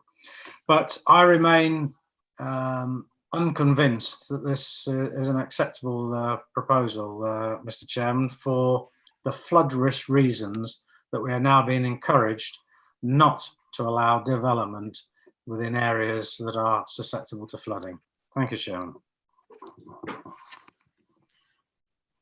Thank you, Councillor Clark. Yes, you're very clear on your observations and points there. Is there anything else to come back on at this point, Mr. Pegram? Well, Councillor Clark did remind me of one question that Councillor Thomas asked, and I don't think I did answer, and that was that the bunding is referred to in the flood risk assessment, and had that been considered by the Environment Agency. Clearly, the Environment Agency, Chairman, were consulted on the application, including the submitted documents, so it would have been within the information that was before them. Just in terms of the raising the floor levels, my understanding is we're not talking about raising the site levels here, just the floor levels of the buildings. So yes, Councillor Clark raises a very relevant point. If you are raising ground levels, what happens to the capacity in that area to any flood water? But as I say, my understanding is it's the dwellings that are being raised, not the ground levels. In terms of whether or not the driveways could be conditioned to be permeable, as I say, it is in the flood risk assessment, Chairman. 2 options for you to consider. One is a note to applicant to refer to the fact that it's got to be built in accordance with the flood risk assessment, including the permeable driveways. Or if you wanted to ensure through condition, it's not an unreasonable condition. Thank you, Chairman. Is that helpful, Councillor Clark? Yes, thank you, Chairman. But I suppose just to pick up on Mr. Pegram's point, yes, I accept that it was only floor levels within the dwellings, but they're still substantial floor plan areas, and therefore it's still a substantial area of land that would be, land that would be raised, and so that is going to push water elsewhere. So I do remain unconvinced regarding the flood factor. Okay, thank you. Councillor Goland. Thank you. Sorry, Mr. Pegram, I know we've gone through this at length. Can I clarify, has the flooding that occurred earlier in the year actually flooded the houses, sites where the houses would be, or is it the neighbouring road? From the photographs, it wasn't clear to me it actually covered the road houses. My understanding, Councillor Gowland, is it was the road and the frontage of the site that was flooded. I'm not aware, unless Councillor Clark is, that the flooding caused flooding in the houses at this particular location. Okay, so clearly we have to be very concerned about flooding, and we have to be very concerned about flooding to neighbours as well as flooding to the people who live there, who are going to live in the new houses. We have seen many sites in Rushcliffe which have been built up. Good job, Councillor Gault's not here to mention Ruddington, and also I'd mention Milford Lane, where they've literally been elevated above the neighbours to put water onto the neighbouring areas when there's heavy rainfall. Given this area, it appears that they could presumably refurbish the existing buildings as Mr. Peckham's described, and build anyhow. I guess, although with Planning Commission, I mandated to want to recommend we move to a vote on this. I will recommend we accept this this recommendation. Right, thank you, Councillor Goland. So you're moving the recommendation as per the report. Okay, thank you. Right, do you have a seconder for that? Was a Councillor Major? Yes, Councillor Major's hand went up then. Thank you. Right, and Councillor Thomas, I'll let you back.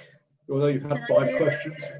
Can I move the amendment about the permeability of the drives? Oh yes, yes, I'm sure that can be so in addition to the existing conditions, the requirement for the permeability. Yeah. I'm sure we can do that's that. fine. Yes. Yeah. Thank you for that. Right, so Mason had a hand up just now. I don't know if you caught that. Sorry, Councillor Mason. Yeah, sorry, I missed you. No, it was just to propose or second the item. But while you're asking me, I did find that on my own house, we raised the floor quite well above what it had ever flooded before. And I mean, ever. And we've been flooded, it must be 6 or 7 times since 2012. And each time, and we are now considering, except that the ceiling is not so high, of going up another 2 or 3 inches, because just to cover that little extra bit, it flooded 2 or 3 inches and is just as devastating. So I find it quite difficult when they talk about raising the floor, because you never know what's going to happen in the future, and also how our weather will change. Another thing was as well, the water came from an area that it had never come from before. And we are right on the edge of a floodplain, not technically in it, but right near the edge.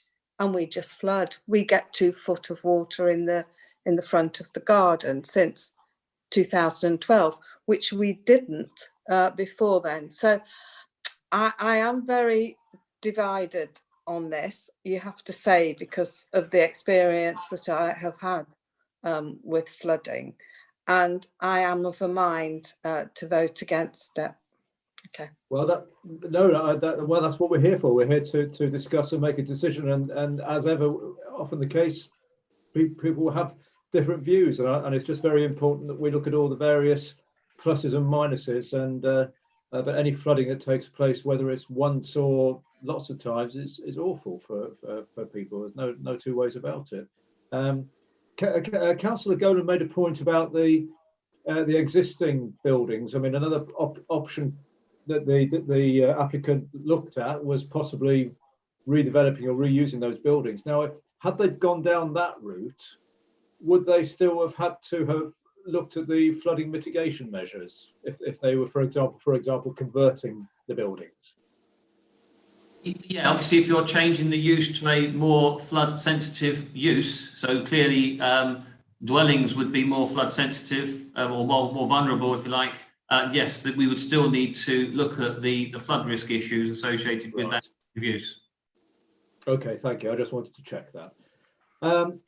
Okay, does anyone else wish to come in, or shall we? We've had the proposal moved and seconded by Councillor. Where's my notes? Councillor Major, I think, moved it. Who Councillor Gowland moved. Councillor Major seconded. Councillor Gowland moved it, and Councillor Major seconded it.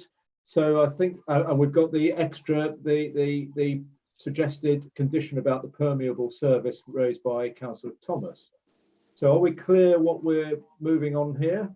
So I think Mrs. Sells, please. I think we better go to a vote, please.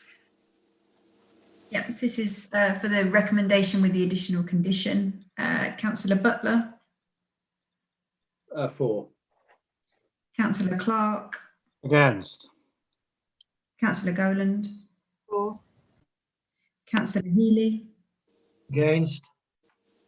Councillor Major. For. Councillor Mason.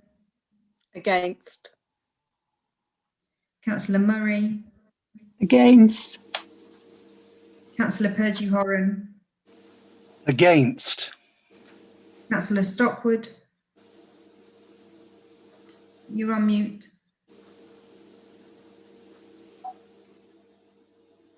Councillor Stockwood, you're on mute. Sorry, I voted for. Thank you. Councillor Thomas. For. And Councillor Verdi.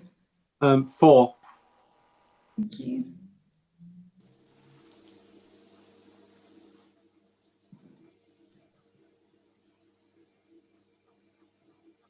I make that 6 for and 5 against. That's my adding up as well. So that is 6 for, 5 against. So permission is granted as per the report, but with the additional condition. Okay, thank you. So we'll move on to our final application for tonight. And this is Kinolton. This is the Paddock, 12 Main Street, Kinolton. Now, this is an outline planning planning application with all matters reserved for the erection of a dormer bungalow. So what we're discussing tonight is the principle of development. It's not the fine detail of what any potential development might look like. So Mr. Pegram, please. Thank you, Chairman. Before I go into the presentation, can I just raise a procedural issue? This meeting has a curfew of 10 o'clock. You do have the discretion as Chairman to extend the meeting to 10:30. I suspect we will go past 10 if we start now. So I just wanted to check whether or not, well, over to you, Chairman. Someone just sighed then, and I think with colleagues' general approval, if we can hang on and carry on past 10 o'clock, if you'd be so kind, because if we don't, I know we have to carry anything over, it just adds to next month's agenda, and goodness knows how long that's going to be as well.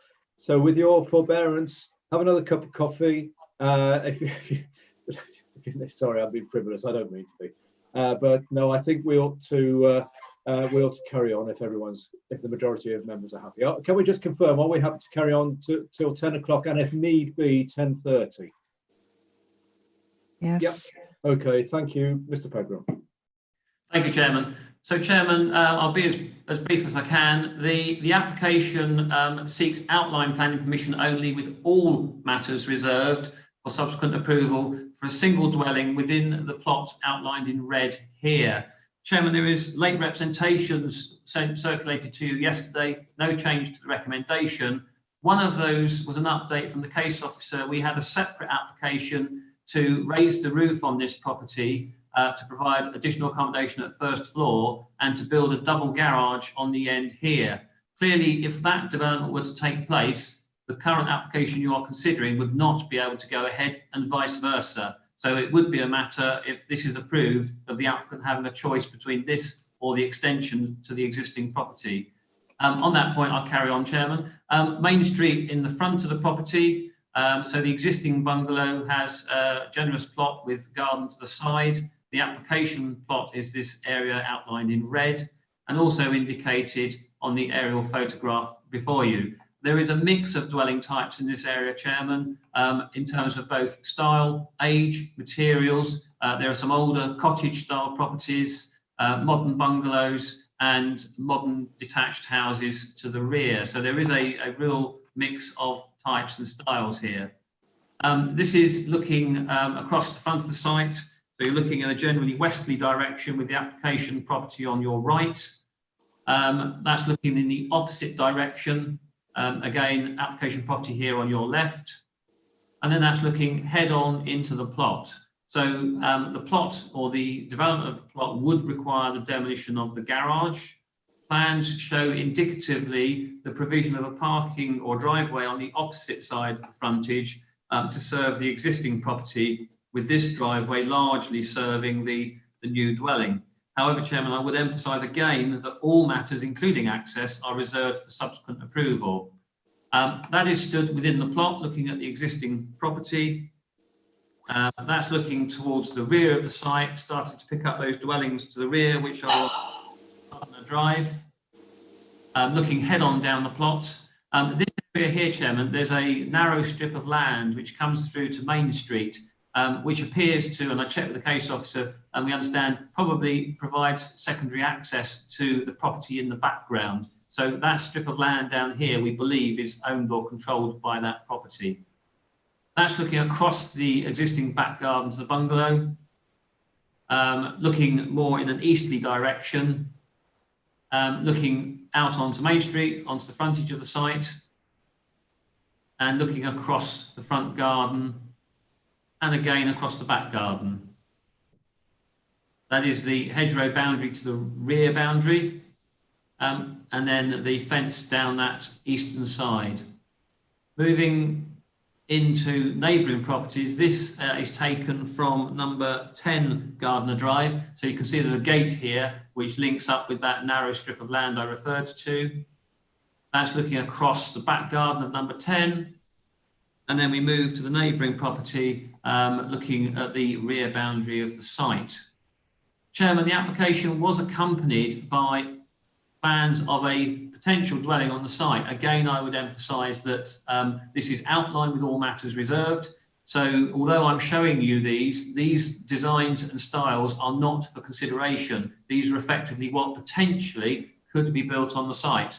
But what they do help is to attempt to demonstrate whether or not you as decision makers believe that the site is of an appropriate size to accommodate a dwelling in that area. So again, these are purely illustrative, Chairman. It's an outline application, but that's an indication of the type of dwelling that could potentially be built on the site. So all issues with regards to overlooking, again, we would consider on the determination of a reserved matters application when we know what the final plan layout is, where the windows are going and what the impacts are. However, Chairman, your officer's view is that this does help to demonstrate the site can accommodate a dwelling with an appropriate sized garden. The principle of residential development is considered to be acceptable, and the application is therefore before you with a recommendation to grant planning permission. Thank you, Chairman. Thank you, Mr. Pegram. And we have one speaker on this item, and this is the ward member, Councillor Cumberlack, please. Been a long night for you. It has indeed. Thank you, Mr. Chairman. I'll be very brief. The report says small scale infill site. Small is the operative word, the tight spot I would call it. Whilst not impacting properties to the east by way of access through to Gardner Drive at the rear, the property to the west would be impacted. This property has just received permission for an extension into the site. Therefore, it leaves this application rather in limbo. The current application for this plot would make for a very squashed development. In other words, overdevelopment of the site, which would be at odds with the more recent neighbouring properties in this part of Main Street, which is set on ample plots. Proposals mentioned to place a garage at the rear would not only be tandem, but would increase the cramped feel of the site and would therefore constitute further overdevelopment. The proposal to develop this site would be detrimental to the area and do harm to the street scene. The application is only outlined at this stage, but the master plan submitted is not in any way appropriate. Should permission be granted, and I say should, this should be only for a dwelling with a very small footprint to prevent overcrowding and overdevelopment of the site. I would also request all permitted development rights be removed from a full application to prevent further overdevelopment and infringement of neighbouring property amenities. Thank you, Mr. Chairman. Thank you, Councillor Cumberlack. I was just making notes here.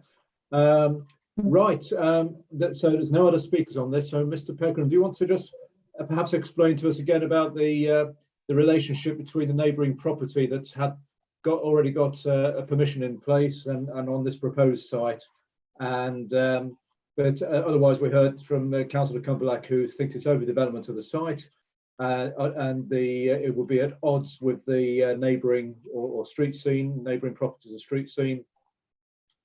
And although she acknowledges that the plans we saw are just indicative, she's worried that any potential future plans may well be on a grand scale, and if anything happens, it should be smaller. And also she's asked as well that should outline permission be given, that a condition is put in place for not allowing further permitted development. I think that's covered it. Mr. Pegram.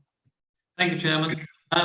Yeah, if they were to implement the approved scheme for extensions to the dwelling, that would encroach into the current plots that you are considering.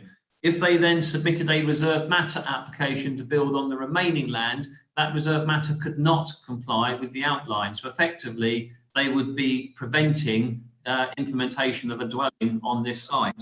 So as I said at the beginning, if this were to be approved, it's a matter for the owner of the site to pick and choose which one he implements, but he can't implement both.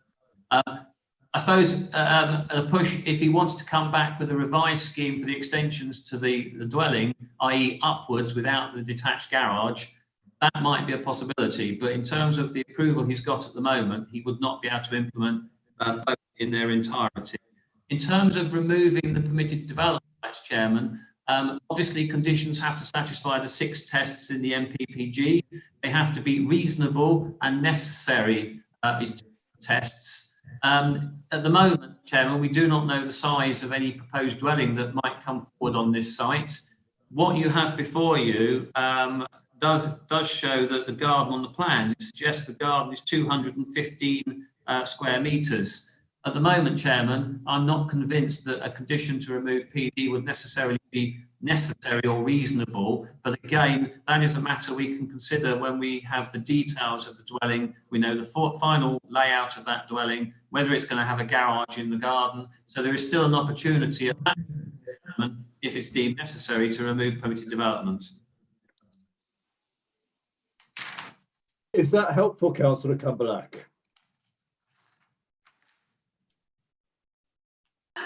Well, it still leaves us in limbo, doesn't it? It's up to the applicant.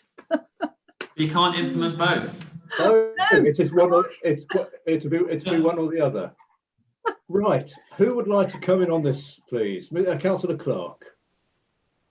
Could I just? I just wanted to clarify. I don't know if Mr. Pegram can help me, please. Would you be able to bring up the ground plan, the location plan, or the site plan, which showed the. Yep, perfect. So I just want to be absolutely sure in my mind, and if I can sort of take you around the site a little bit. Obviously, as you come in where the cars are parked in the grey, and then up to the very left of the green area, I'm assuming that just adjacent to the. Oh, what happened then? Just to the rear of the current house, the garage is placed there. I'm assuming the garage actually, the current garage straddles that border between the white and the green. So effectively, they are pushing the site a bit further over to the west, in effect. And my second question is, I noticed that over on the west-hand side of the current existing house says new relocated garage. So do I understand that that would have to be the subject of a separate application? That's not part of this application. And presumably that would entail a new highway access, presumably coming down through the hedge or onto the highway. Am I correct in my assumptions? To take them in turn, yes, the existing garage sits in that position roughly, so would need to be demolished, otherwise it would encroach into the plot. This plan does show, yes, potential for a garage in that location, and it does say new access for existing bungalow. Chairman, if I can draw members' attention to the final notes to applicant, that does say this permission does not authorise the relocation of the garage for number 12 Main Street and the construction of a new access as indicated on the submitted plans. So we've noted that because this is outlined with all matters reserved, we've noted that and made them aware through that note that would need to be the subject of a further application. Right, thanks. Well, Chairman, I was a little bit concerned originally that the site did look rather narrow, but I can see how they've been a bit creative in extending the width of the sites, and therefore, whilst the dwelling needs to remain small, I think it's everybody wants to live in different size dwellings, some large, some small. So I think on balance, it does seem to be acceptable. So I'll move the recommendation. Thank you, Chairman. Well, thank you, Councillor Clark. Councillor Mason. Yes, and I'll second it. Thank you. Okay, thank you. Second the recommendation.